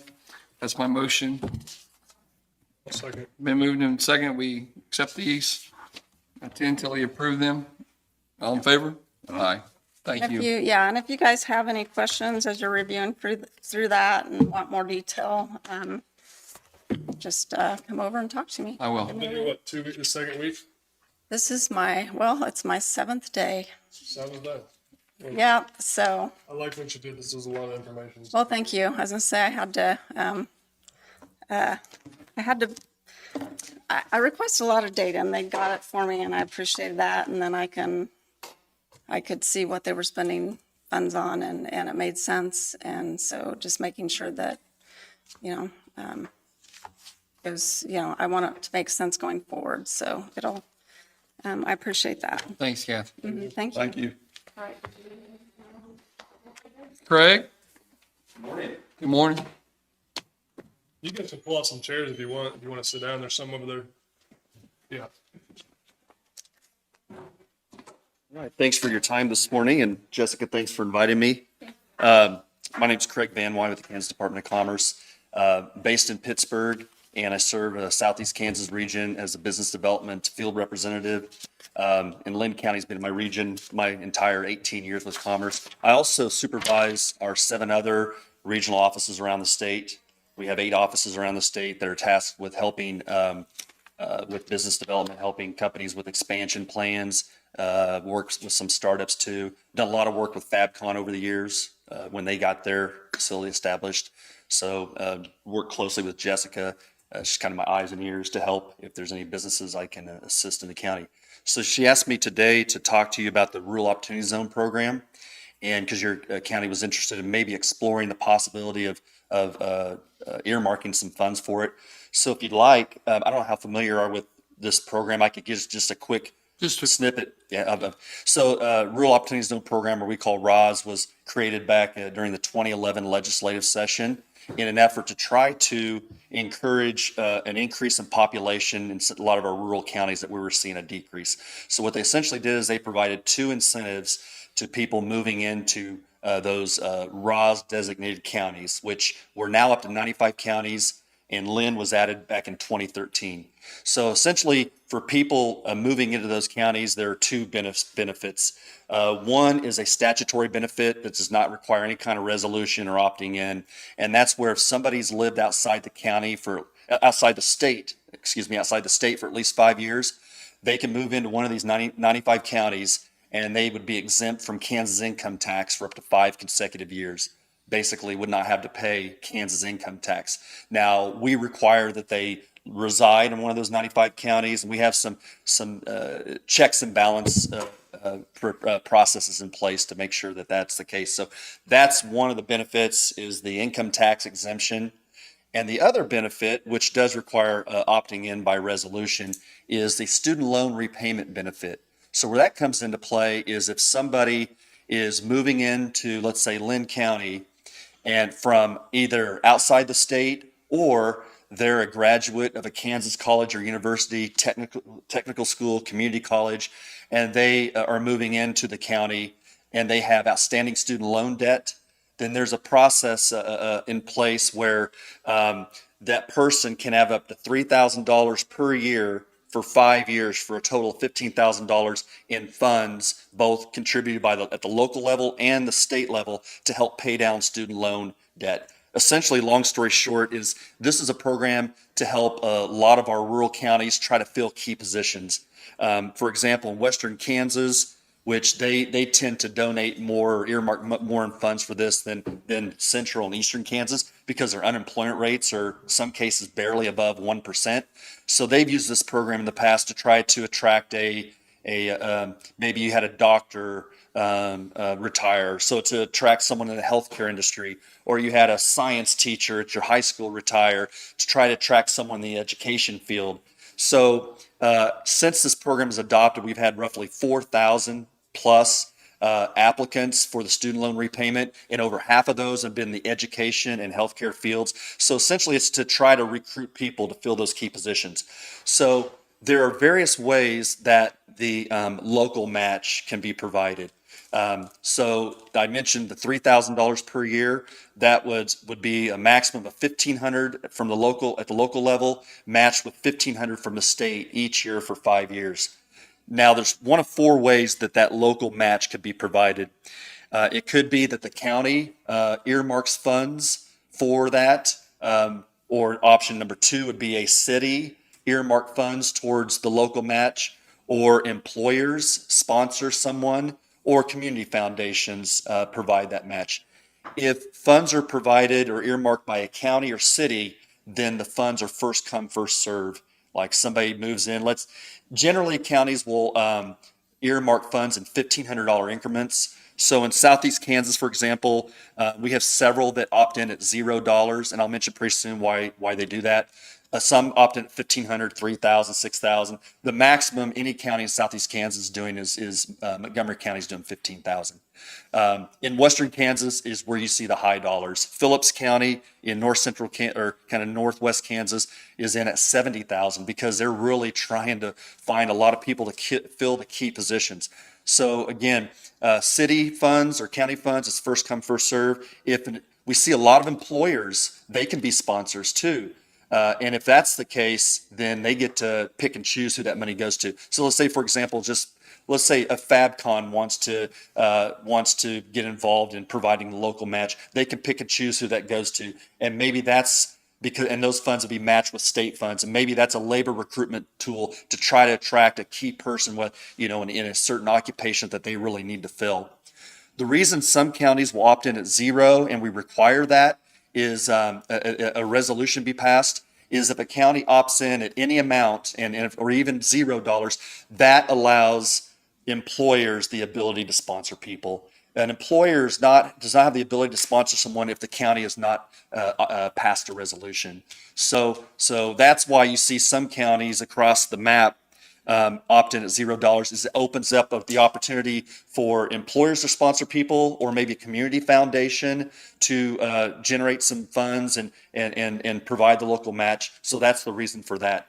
Now, counties that do want to earmark funds, like I said, $1,500, $3,000, $4,500, $6,000, whatever the amount, that then if people move in to the county and say, hey, I've got outstanding student loan debt, I'm living in Linn County, then it's first come, first serve, and they would apply for the initial $1,500 increment would be matched with $1,500 from the state. Now, we have a program manager, Rachel Rowand, who is on maternity leave for the next couple of weeks, and otherwise she would be here talking about it. So you got kind of the junior varsity, but I kind of know enough about the program to answer most of the questions. So that's kind of how it works. And the reason that Jessica asked me to come talk today is to maybe answer questions you might have about how the student loan reimbursement process works. So our high school graduates that leave here and go to K-State or Kansas or Missouri or wherever they go to college, they're not eligible for the program once they graduate? They're eligible to come back home as long as their address of record is Lawrence, Manhattan, Columbia, Missouri, Pittsburgh State University, Fort Hays State, wherever. Right. Yeah, if that's where wouldn't accommodate to someone commuting back and forth to Pitt State or Fort Scott Community College. Yeah. But if their address of record, whereas the income tax exemption only applies to people moving from outside the state. Right. The student loan reimbursement is both from outside the state and pulling our graduates back to our counties. Yeah. Yeah. Yeah. I first heard of the program from Janet McCrae up at Miami County. Yeah. She was like, I can't believe you guys don't use this program. Mm-hmm. And So if someone come back home for the summers, they wouldn't be eligible for. No, they'd have to come back home permanently. So if someone completed, if they went off to college for 9 months and come back to Linn County for the summers. That's a question I probably have to defer to Rachel on. it boils down to, they say their address of record. That's a good question, something we'd have to find out. Ideally, what it would be is for that person, a native of your county that went away to KU and graduated, and they have outstanding student loan debt, and they want to come back home, and this is a way to entice them to come back. Right. To come back to Linn County. Sure. And again, like I mentioned, Ray Shell and our staff in Topeka handle a lot of the checks and balances. I mean, if someone comes to prove that they're residing in the county, we ask for like either a copy of their lease agreement or rent agreement on a home or apartment, or if they bought a home, we just look at the first page of their mortgage or note or something like that. We have ways that we documentation require to make sure that they are residing in the county. One other thing I'll mention is that the program, the legislature extended the sunset date on the program from 12/31 of 21 to 12/31 of 23. That's when it sunsets. My feeling is that they'll probably reintroduce it next year's legislative session. And sometimes they do it periodically to extend the sunset date out a few more years. Okay. But that's kind of in a nutshell how it works. It's again trying to increase a lot of our declining population of rural counties and fill some of those key positions. The employers heavily use it as a labor recruitment tool when they're competing with employers from other areas for a key hard to fill position. Okay. So how do the business owners like in our county, if we put money towards it, they can't, is that what you said? Well, they could still put money towards it. So the county could opt in and earmark funds, and the employer can too. It's just that if someone approaches the county for that $1,500, it's first come, first serve. If someone approaches a private business or the school district, or we see some medical centers will sponsor people for it. Schools can too. If they go through the county, it's first come, first serve. If they go to another entity like a school, a hospital, a private employer, then they get to pick and choose who that $1,500 goes to. And that's the limit's 1,500 from. That's the maximum is $1,500. Now, if for example, a county wanted to do $1,000 per person, the state would match $1,000. We'll go up to $1,500. If an employer wanted to do $5,000 a year, we'd still just do $1,500. But it's being used more and more, like I said, as a key labor recruitment tool, because we all know labor availability is tough. And if you got a key person, whether it's an engineer or a high school math teacher or a dentist or whatever, sometimes it's used to try to bring that person in to some of the rural counties where it's hard to have that continuation of that occupation. So if a kid graduates high school and then goes and works for like some local company, can they send him off to a trade school? I think they could send him off to a technical school like a Flint Hills Tech in Emporia, a place like that. They'd actually have to go there, and that'd be Emporia would be their place of residence, and then they could come back. Yeah, they have to have a certificate, a technical certificate or degree from one of those institutions, and also outstanding student loan debt. And then we have, again, ways to verify. They provide our Topeka office with a statement showing how much in outstanding debt they have, and then each year part of it's paid down. So we handle a lot of the technical and checks and balances are handled in Topeka, so that you guys don't have to worry about that. So to get all this stuff out, do you guys talk to like school counselors and stuff like that? Or We try to promote as much as we can, mostly through social media and our website, and folks at the city and county level to promote it as much as we can. Some counties actually have a waiting list of dozens of people hoping for the next. Because once that a person gets $1,500, then they're locked in for years 2, 3, 4, and 5.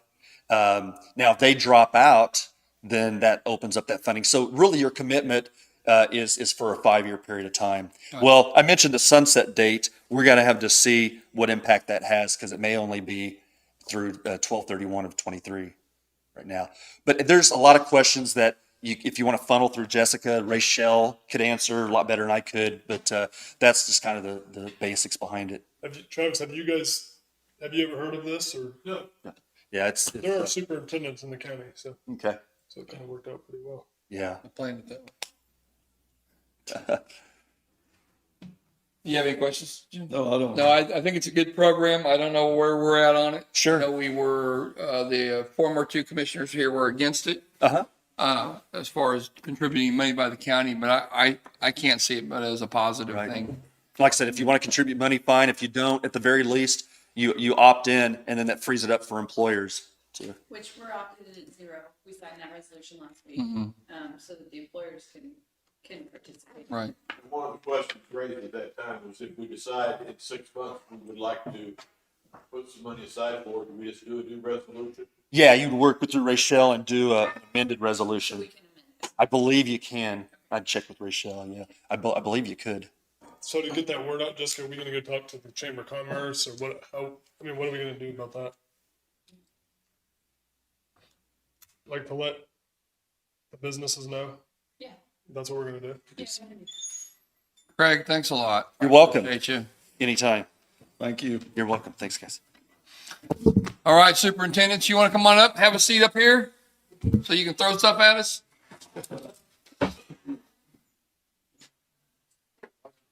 Yeah.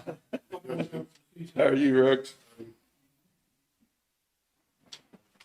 So we kind of wanted to get together with you because we've talked to the city mayors, we've talked to different groups of people, and we didn't want to leave you out. And our SRO programs are our big program that, came about a few years ago. And so we just wanted to hit on you and find out how's the program running at each school? Is it beneficial or it's just a overreach, or what's your ideas on it? So however you want to talk about it, whoever wants to go first. So I was pretty instrumental in getting the program started for the school district. Do you mind to step up there so people could hear you guys? Because I'm just telling you, I've heard people talking. If you could listen to it, then they could hear what I have to say. Thanks. Sure. Jim, you may not know, I was pretty involved in getting the program started for all the districts in the county with Sheriff Fila. And one thing that we wanted is, of course, there's a lot of school shootings and so forth going on. We wanted protection for our schools, but we didn't realize what all we were going to get besides protection. We've got a person in the building just about every day the school doors are open. That is a counselor that works as a peer for those kids, a big brother at times for situations when they have situations at home. Probably the best part, though, is that we've got that protective piece that we talked about right there 24/7. Rex and Sean and I were talking about some of the extra benefits that they've got in their districts. Some of them have a little bit more coverage. For us, we're fortunate in the fact that we've got some city police officers that could be there, but it's never going to be as quick as someone already there. An instant, and it's been a couple of years ago, the SRO and I had a person come to the door that had a full gram of meth in them. The person didn't get in the door. We could tell that they were impaired, that something was up. Secretary called the SRO. We have walkie-talkies, and I heard that traffic, and I wasn't very far away myself. Ended up, the SRO and I were on top of this person for probably, well, it seemed like an eternity, but probably only about 5 minutes till we had additional officers, which took the person into custody. But if that SRO would not have been there, I don't know what would have happened that day. And I mean, that's just one instance of a situation that could have gone south real quick had that SRO not been there. We use our SROs if we have truancy issues. That's a person that can get information and probably knows information about families, can go do a door knock. And it means a lot more coming from the SRO if the student's truant than it does from one of us, because they've got some meat in getting those students to school. And just if there's some family problems going on, it's not uncommon for a parent drop off in the morning, see the SRO standing out there, had some issues at home last night, park the car, come up and talk to the SRO. And there may be a case filed from that situation, there may not. But I mean, it's a lot more than what meets the eye, I guess, and a lot more than what we ever anticipated it was going to be. And we are very grateful for the fact that you guys provide that to our schools. You see anything we could do better? or with the program? I mean, I hate to say it, I hired our last SRO as my technology director, so that's on me. The SROs that we've had provided have done a wonderful job for us. We truly have had it. And I'm confident in the person that Kevin selects to come back to our district will maintain that same high quality standard. So are there occasions where the SRO is not there that day? And what do you do for precautions then if that's the case? Or do you always have somebody? We always have someone, I guess would be the best answer. Okay. as far as your athletic ball games and things, are they all covered, or how is it? So we try to cover our larger events, not necessarily our junior high events or maybe our volleyball events because the crowds aren't that large. Our football games, homecoming for sure, we make sure SROs are there. And sometimes if it's a large event like that, the sheriff will have another couple of deputies that are on duty that night, maybe even rotate through and just kind of double check things if we got a large crowd.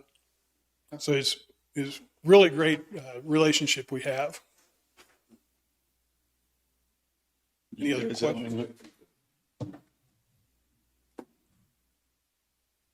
I guess I always go back to, for us being out in the middle of the country, 5 miles from anywhere, it's visibility. It helps with our remoteness as far as that goes. We have one officer on campus at Prairie View Middle School, High School. Parker, we have one officer there, and then at Lacey, we have one officer too as well. So that visibility and the students gain a sense of familiarity with the officers, and Travis mentioned the parents too as well, and building that positive relationship between students and law enforcement officers. So, Travis mentioned that and we talked about it earlier, that if a student sees something at home and he knows it's criminal, but he doesn't have access to that at home, he does have access to it when he sees that SRO at school. And we've had him come up and talk to the officer at school and start a case file that way too as well. A little bit different than what he said with his parent. But again, we have him do welfare checks. And there are times when the officer may be gone, or the sheriff may have to pull him out on the road to have coverage out on the road. We fill in one way or the other. I know Kyler from from Parker will come over and help at the either at Lacey Elementary when she's gone, or at Prairie View Middle School, High School campuses. So they help cover each other too as well. So sometimes there's, just like any other employees, they're sick and they're going to be gone, and we try to cover that way too as well. So, the incident we had, very similar.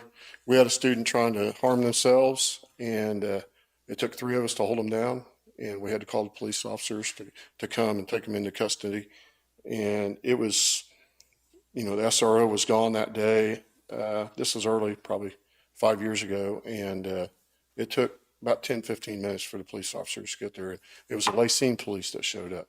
So, that's just signals to you what the remoteness is for us up in that part of the county. Sure. So, that, Sean, do you have anything? I would just add that the school resource program, at least in our district, and I'm sure it's in the other 2 districts in the county as well, it's not just a law enforcement responsibility for those individuals. They're in the building to provide a resource that goes into the educational realm as well. They are in classrooms. They deal daily with students that are not in the system. They deal daily with students who are not in trouble. They deal daily with students who are not familiar, however, with the law enforcement policies and procedures of our county, and they are able to provide that information for them, and they create a relationship with those students that goes beyond merely being a cop. They're there. One of our SROs coaches for us in the district and has created relationships with students that's just tremendously valuable. And so I think we've all been in districts in the past that have not had the program, and the advantages to having it and having those individuals in our schools are tremendously popular and sound and necessary. Thank you for the opportunity. Yeah, thank you. let me know. I was the one that kind of instrumental in getting this to happen. And it's not that I'm against it because I think that, you know, my wife worked at the school district for 28 years. I know, but I tell you what, it's been brought to our attention. It's a liability issue to us, you know, as far as our insurance company and it's a huge cost to us. And I'd like to know if you guys would be interested in helping us out any, as far as the cost. There's silence. Well, there's no need about beating around the bush. So from the financial standpoint, the reason that when we put it all together, the reason we financed it through the county was you have more of an even amount because it's spread across the entire county for the amount that it costs for the SRO program. You're still hitting the same taxpayers regardless. The other difference in budgets, our budgets have caps. We can't raise the cap on our budget if we need more money. Where the county, of course, you guys can. For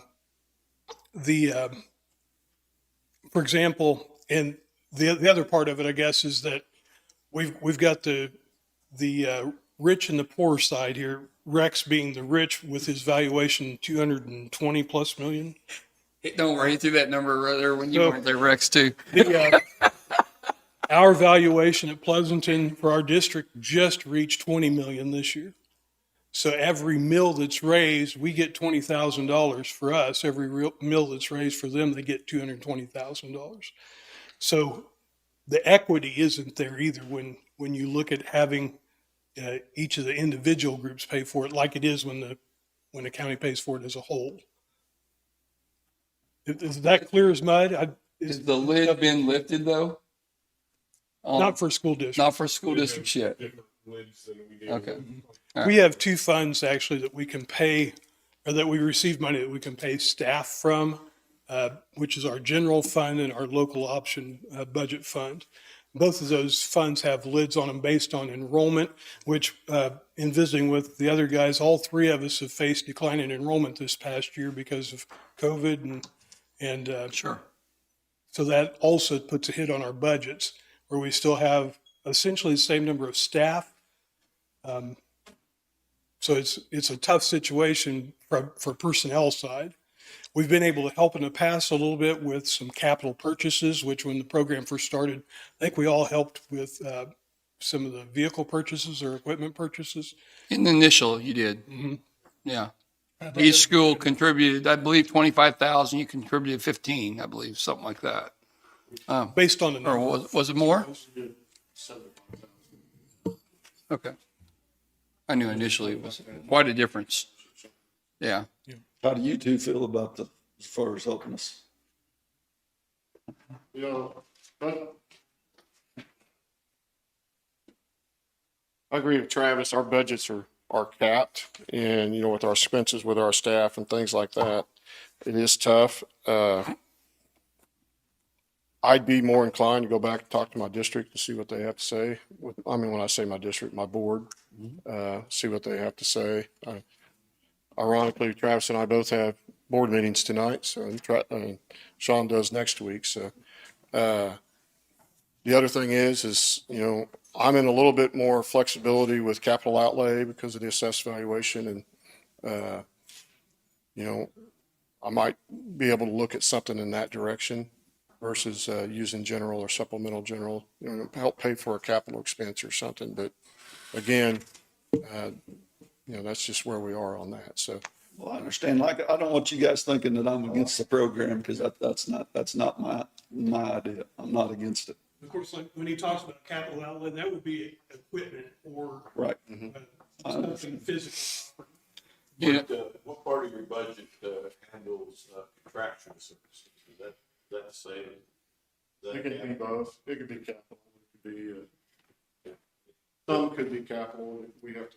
It depends on the contractual service. Yeah, it depends upon the contractual service. If it's Is that what you're thinking? Well, I was just thinking that probably what we would envision if there were some assistance of some kind is that these guys these personnel would continue to be county employees just like they had been, and you would just, there would be some contractual relationship where we provide this service to you for, therefore, it wouldn't really be personnel you would be, out of pocket for, it would be contractual service. So just so you guys know, we're all taken from the same taxpayers, right? So, but if he asks for $10,000 from his taxpayers, it's a lot different than if I take $10,000 from my taxpayers. So that's the whole reason, again, we funded everything through the county. So, And like, you've got one officer in your district, you've got two, you've got three, and so there's a difference there. It's a difference there. Difference there, but it's more than 3 times the difference.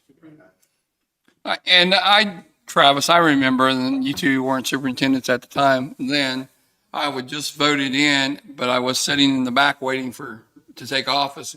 And Herb and Vicky voted for this. They thought it was a good program and a good thing. I think it's a good program too, probably.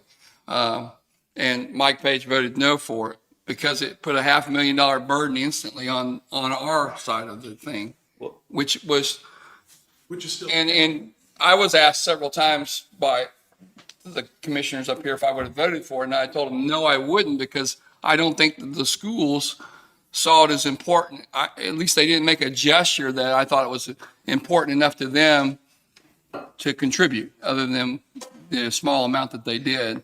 And that was for the entire time. Once we implemented the program, it's like forever. It's the burden, not a burden, but that amount goes on the county each and every time. I understand that's the taxpayers' money, but it looks like there's no skin in the game for you. It is for the people. It's great for them and their kids, and I agree with that. But financially, for us, it's not. Personally, skin in the game. I've taken law enforcement training. I'm a law enforcement officer. I wanted protection for my school district so much that I had to do that. That was before the program started. I'm going to retire in a couple of years, and I want to make sure the districts feel safe when I retire. And nobody's talking about removing SROs, so don't anybody get that idea. But we were talking about, and Jim brought it up, what can we do each year if we can get a certain amount contributed by the school? Our sheriff's budget's gonna go up. Just, you know what, we're just sitting right here, and it's a huge amount. I'm just looking at ways that we can take it away from the taxpayer, which I realize what you're saying. It's the same taxpayer, except one gets hit harder. Okay. You know, I know Kevin, Both of ours would get hit a little harder than one.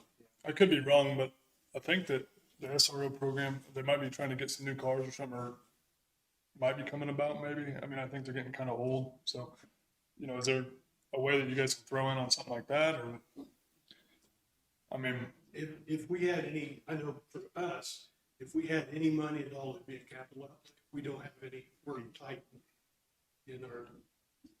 You say you can use your capital outlay for contractual.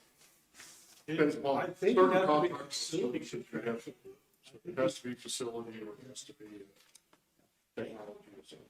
So, things like that. So, What was our insurance we have concerned about? The other issue that our insurance carrier raised was whether it might be possible for us to contractually coordinate the sharing of some of the liability that we have while those officers are in your facility. I don't have anything specific to throw at you, but I think that's something that we'd like you to kind of think about and talk about with your legal counsel and with your insurance carriers. I think there are ways to contractually allocate liability, and our carrier would like us to at least consider if there's any creative way that we can do that, so that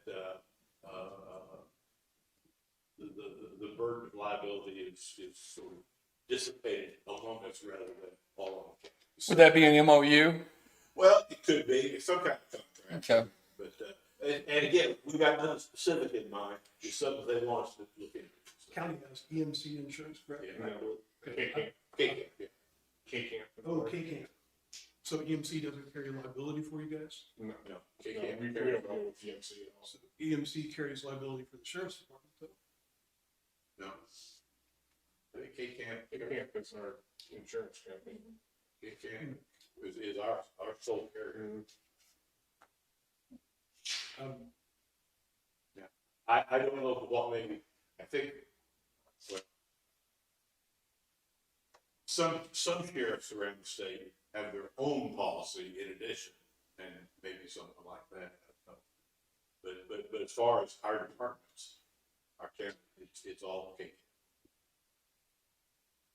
So I guess in sum it up, you're all happy with your SRO program and they went even beyond, in some cases, your expectations of the communication they have amongst students and maybe parents as well, right? Okay. I know this is probably the first time. How long is the program? In 7 years? I think, and I had met with you once here last year or something and kind of talked about it just to educate myself on it when I first got in. But is there any way we can ask you guys to come in, maybe once a year, twice a year, and just kind of talk about it? Just kind of let us know Or what's whatever going else on. you want to talk So about. you guys found out how hard it was to just get a schedule for this meeting. And honestly, the best time for me is summer, this July timeframe. I'm guessing the same time for you. Well, I'd like to thank all three of you guys Yeah. for coming and talking to us. I appreciate that. You probably knew what we was up to. You guys are talking budget just like we. You guys got anything for us? Well, thanks a lot for coming out. If there's something we need, thank you. Hope everything works out with the SROs. Appreciate it. You're welcome. Thank you. You think, right? You got your budgets now? Budget, you're ready.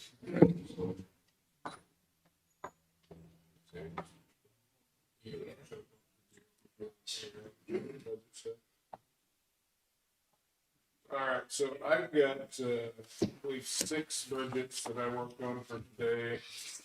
Just to let you know, and I think I mentioned in the email, I have not done the employee benefit budget yet, and that's a huge budget. But I typically try to wait until all of the other budgets are in, and I can work with the salary amounts to finish that one up. Other than that, I still need to work on our debt service and capital improvement budgets. The debt service is funded by the sales tax, that's our bond payments. So that's just a matter of plugging in the numbers that are due for next year's payments and taking a look at our tax income, our sales tax income, but it's been running over what we need, so there shouldn't be any problem there. The capital improvement is the construction account. And again, that's going to be looking at what we paid this year, what I estimate for the rest of the year's payments, and then see what's left for next year for paying it on out, because that should be done in next year is the idea anyway.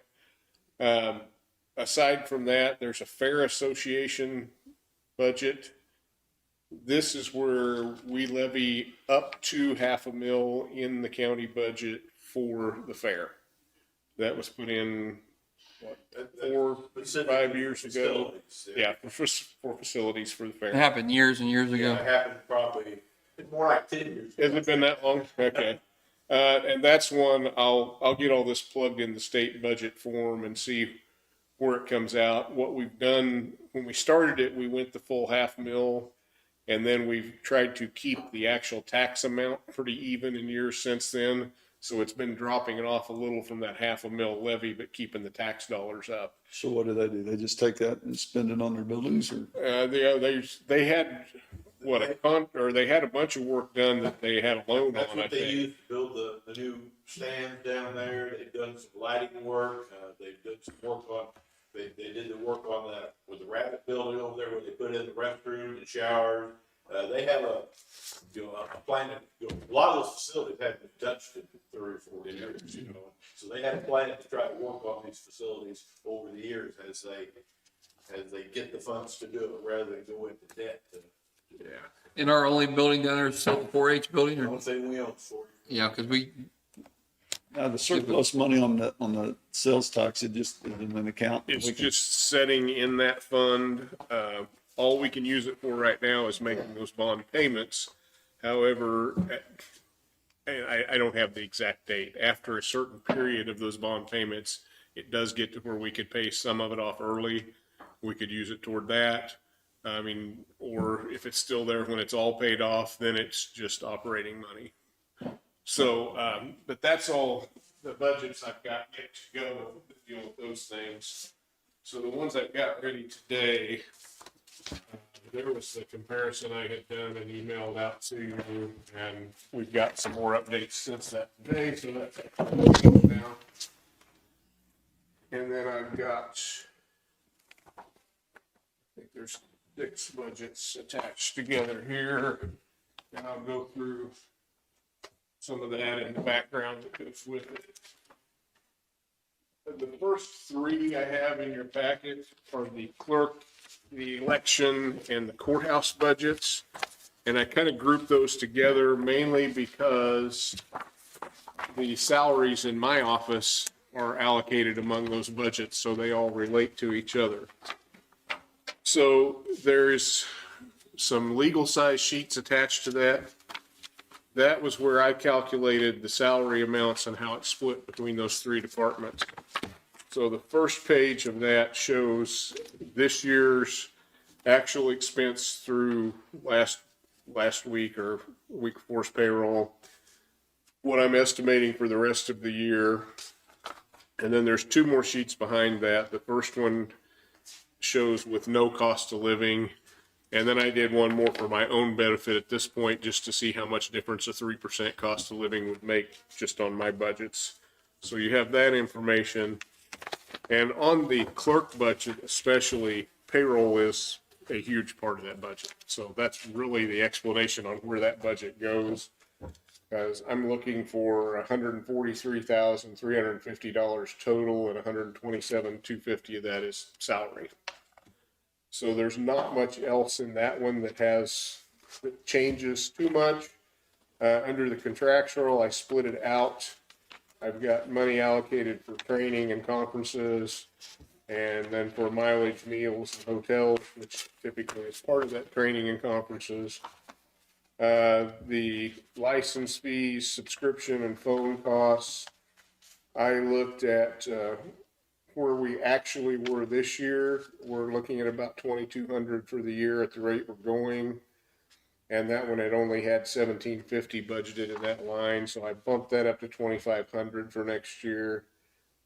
The insurance and dues section, we have paid our insurance already this year, and I think I took more of the dues out of election this time than I did clerk. So I bumped that up to 750 for next year. Commodities, I actually lowered a little bit. We haven't been using that many supplies just out of the clerk's office. Office supplies, I think a line of its own. Where we have used quite a bit is in computer and printer supplies. We go through a lot of toner and stuff like that because we're printing a lot of stuff in there. So still looks like it should be covered by the 4,000 I had in it this year. And then down in capital outlay, I only had 500 budgeted this year in capital outlay. However, we were looking at maybe buying new chairs for everybody in the office. It's been quite a few years since we updated. So I put some expense in there this year to buy those chairs, and I can still come in under budget for the year by about $1,000 if we do that. So that'd be my proposal on the clerk budget. The next one I've got in there is the election. This one I've got a pretty good increase. The salary section actually went down a little bit. But where I've got a big jump is in my election equipment is old enough now that starting this year, I had to start paying the yearly maintenance fees on it. Because I had like a 3-year deal when I bought it that was included with the price. So this year I'd already bumped up to 12,000 there, and I've got 12 in next year. Programming, I doubled next year over what this year's budget was. We've got 2 big elections next year, where this year we've just got 1. However, this year I'm going to go over what I had budgeted because we didn't get billed for some of last year's programming until January. So that one's going to make that go over this year. The election workers and buildings line in the contractual is again a big increase for next year, and that's for 2 big elections next year, where this year we're just gonna have the one. So we pay the election workers, the volunteers, we pay them a certain, okay. And then we have to lease rent the buildings? Some of the building, I mean, some of the buildings we use are our own buildings, but we have about half of them that we pay them like $50 a day for the use of the building. Okay. But yeah, it's typically between the workers and the buildings, it runs me just over $7,000 for a full countywide election, just for that cost. Gotcha. Again, the certification school, the KAC registration and rooms, KCCEOA conference, didn't have any actual expense this year in certification school because I didn't send anybody to it. But we would probably try to get back into that program a little more next year. And that's typically one I go to every year too, and I didn't go this year. KCCEOA, again, not much expense this year, but I've got a couple of new employees that I want to start getting involved in more trainings and sending them to things next year. So certifications, is that just for your office though, people? Yeah. It's not for. No, this is just for clerks certified school. But I do see more training coming up in various areas next year. Already talked about Morgan and Katie taking a election training that the Secretary of State's going to offer, but we don't know when it is yet. Okay. That one, I don't think they will probably charge us for the training, but we'll have some hotel bills and travel. So I've got some things like that coming up. You see a line there that says Elvis fees. That's what the state calls the voter registration program. So I have those fees to the state every year. Commodities, got 1,500 in postage next year. 6,200 for ballots. And again, that's another one that they hit me with some of last year's expense on ballots during this year. So it's bumping this year up more than what I'd planned. And then capital outlay, I had 1,500 in there this year. I don't have a real plan for any of that right now. So I dropped that down to 1,000 next year. That could be replacing some pieces of equipment that go bad or something like that if I need to. So then the next one I have would be the courthouse budget. Again, on that one, the salary section is some of the salaries out of my office. And that one I'm able to drop down a little bit for next year. And there's kind of a combination of reasons on these on the salaries. Part of the decrease would be that we have 26 pay periods next year instead of 27 like we had this year. And then part of it is also that I've got some new personnel that's not making as much money as the people that left.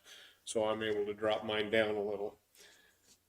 And I did, if you look through those legal size sheets where I did the payroll estimate, I got into what my plans are for the staff I have and increases for them. And I'll be working on evaluations on my 2 new people over the next couple of weeks to give them a little bit of just like a 90-day evaluation since they've started. And then I'm looking at some other changes by the first of the year. Right now, I have 2 of them appointed as deputies, but it was kind of a temporary appointment until we make everything final, and I have not increased them to deputy line wages at this point, but I plan on doing that at the first of the year, provided everything's still working out with both of them. So that's a fairly substantial increase when they get the pay for the deputy line, because it's up a couple of levels above where they are now. So that's the 3 that have salary items that I deal with. The other 3 I've got in there for you, I have contingency, windfall, and special building. Contingency,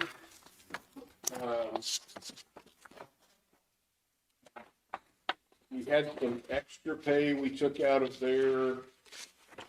I think some of that may have been COVID related, that we just pulled it out of there instead of taking it somewhere else this year, with the pay we did on things. We usually budget 150,000 in a payroll line item and contingency just to have it in case something comes up. This one is kind of used like a savings fund for the county. There are some things we pay out of it every year, but we try to keep that build up as a reserve to have in place for us. One of the things we've been paying out of that for the last several years is the city infrastructure grant. When we started that program a few years ago, we based it on what 1 mil of our county taxes would raise in a year's time.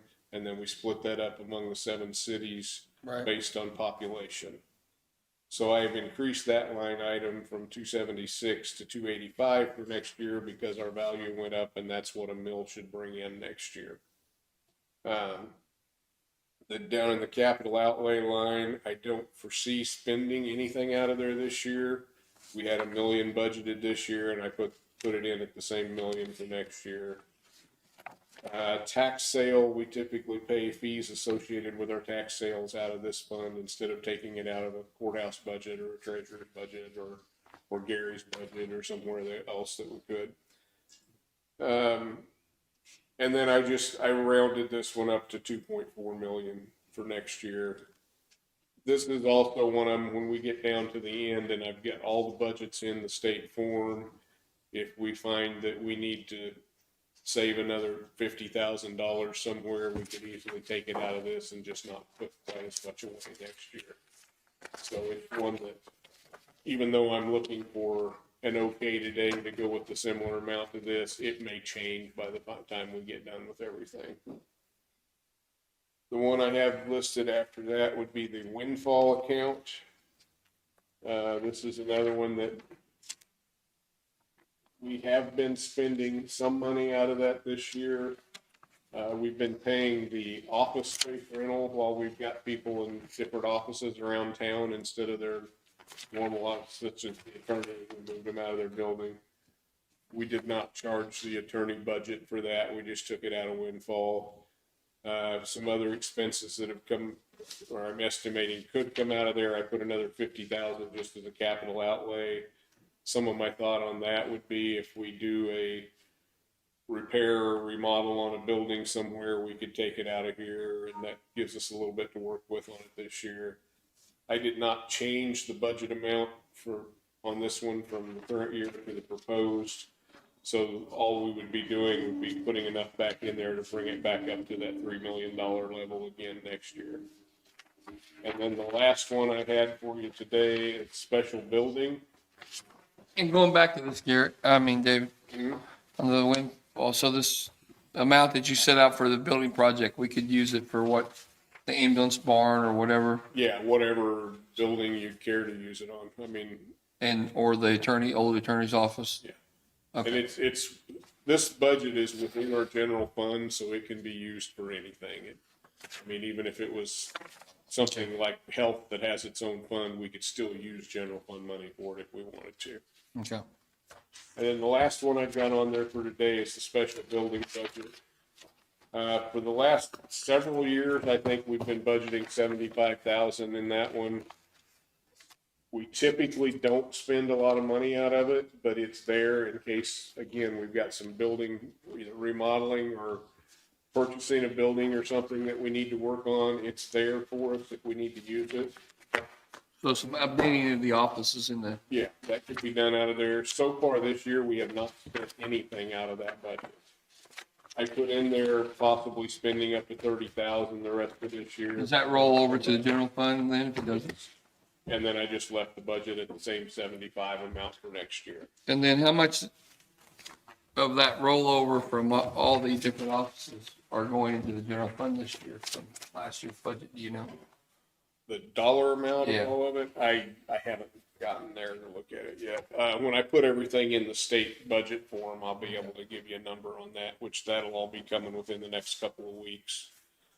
That's unused money from this year rolled over into the next. That's where I get with the budgets,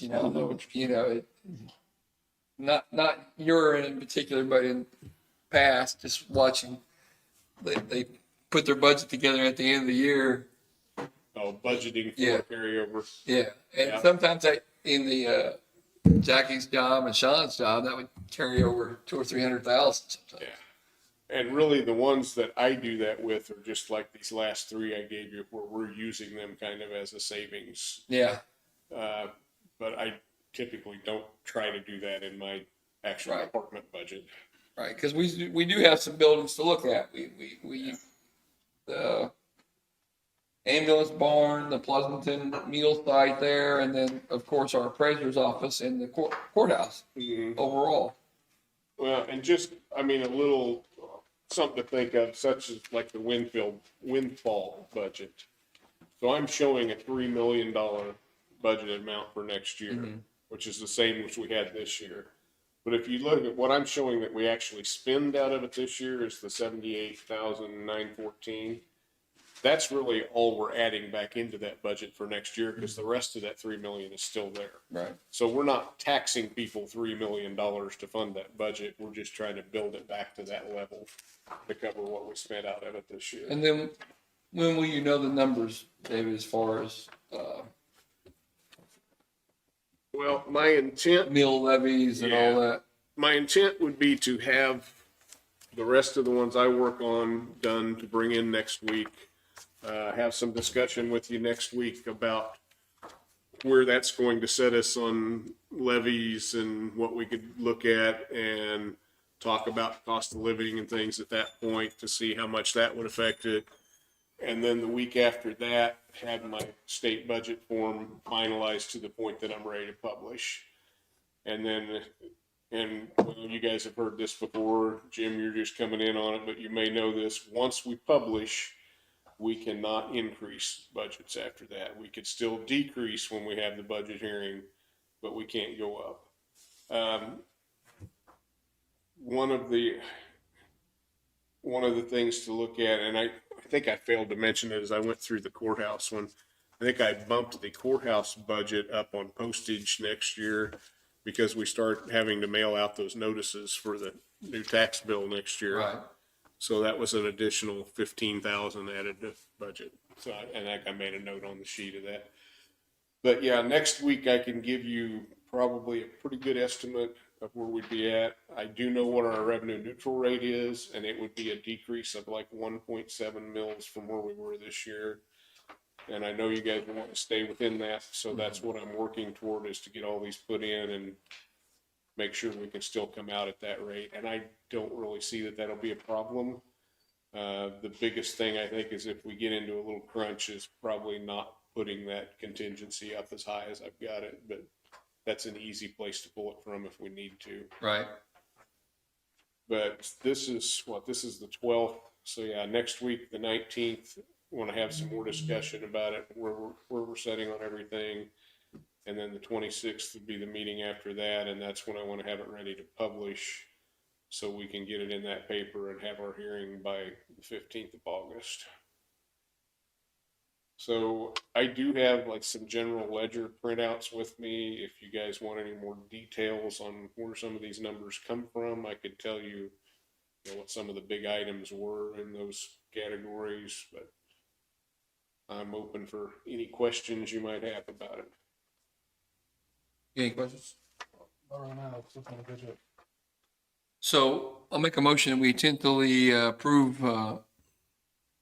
those budgets as proposed. I'll second. Been moved and seconded. All in favor? Aye.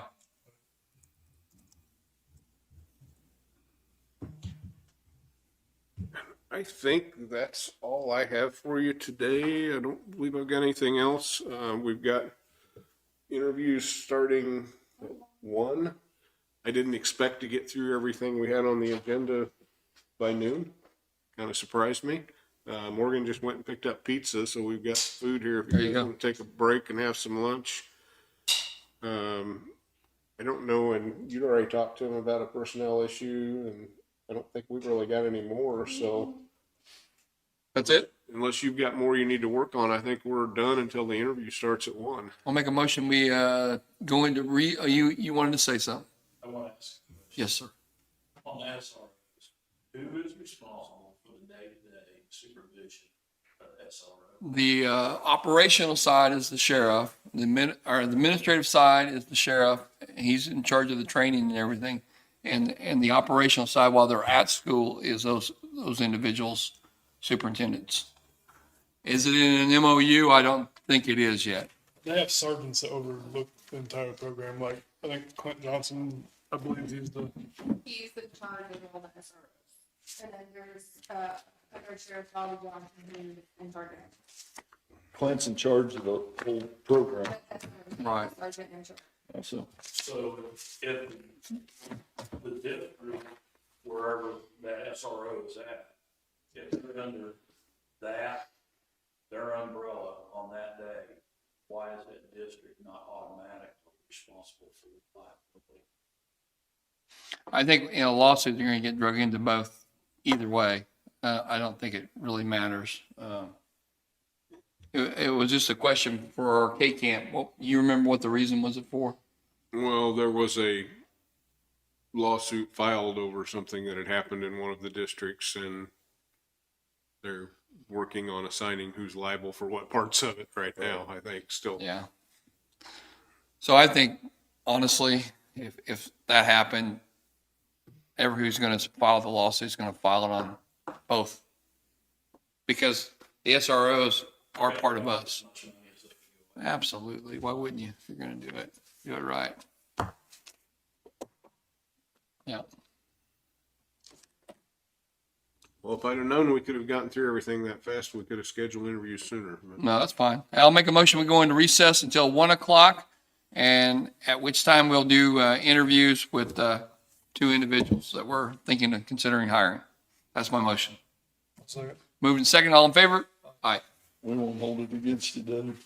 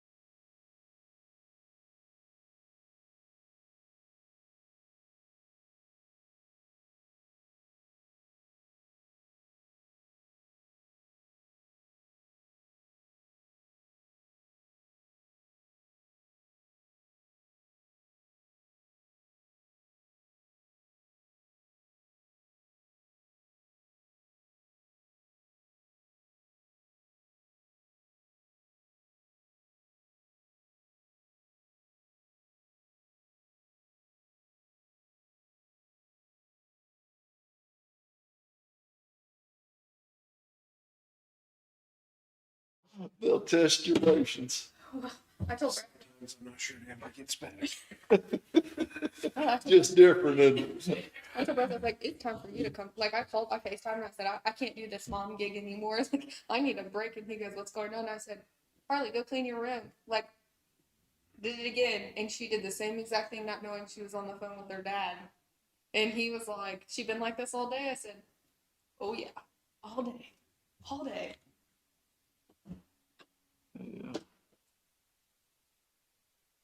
And of course, Finley's teething more now. So, It's always a fun time too. oh my gosh. And then she's so cute though, because she'll smile and she has like her bottom teeth is what she has, and it just like pops through her little smile. So it's cute until she starts crying.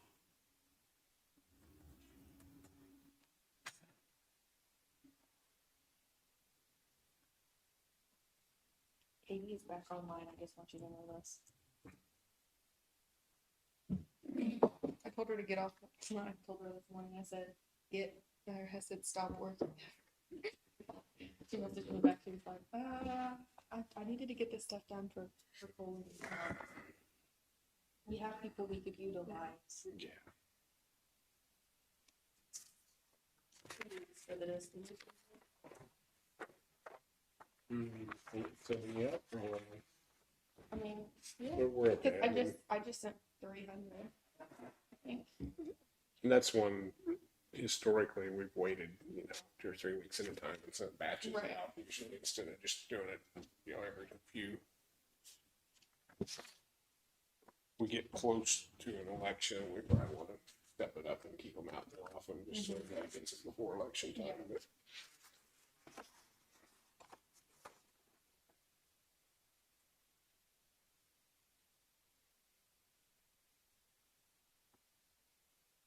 that motion looks like it's covering it. Starting there. Mm-hmm.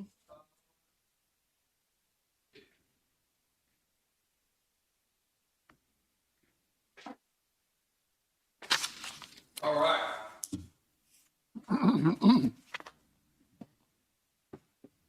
So from our interviews that we had, we have a offer that we've made, and he's accepted, providing we vote him in today. So that's to hire Sean West as the Public Works.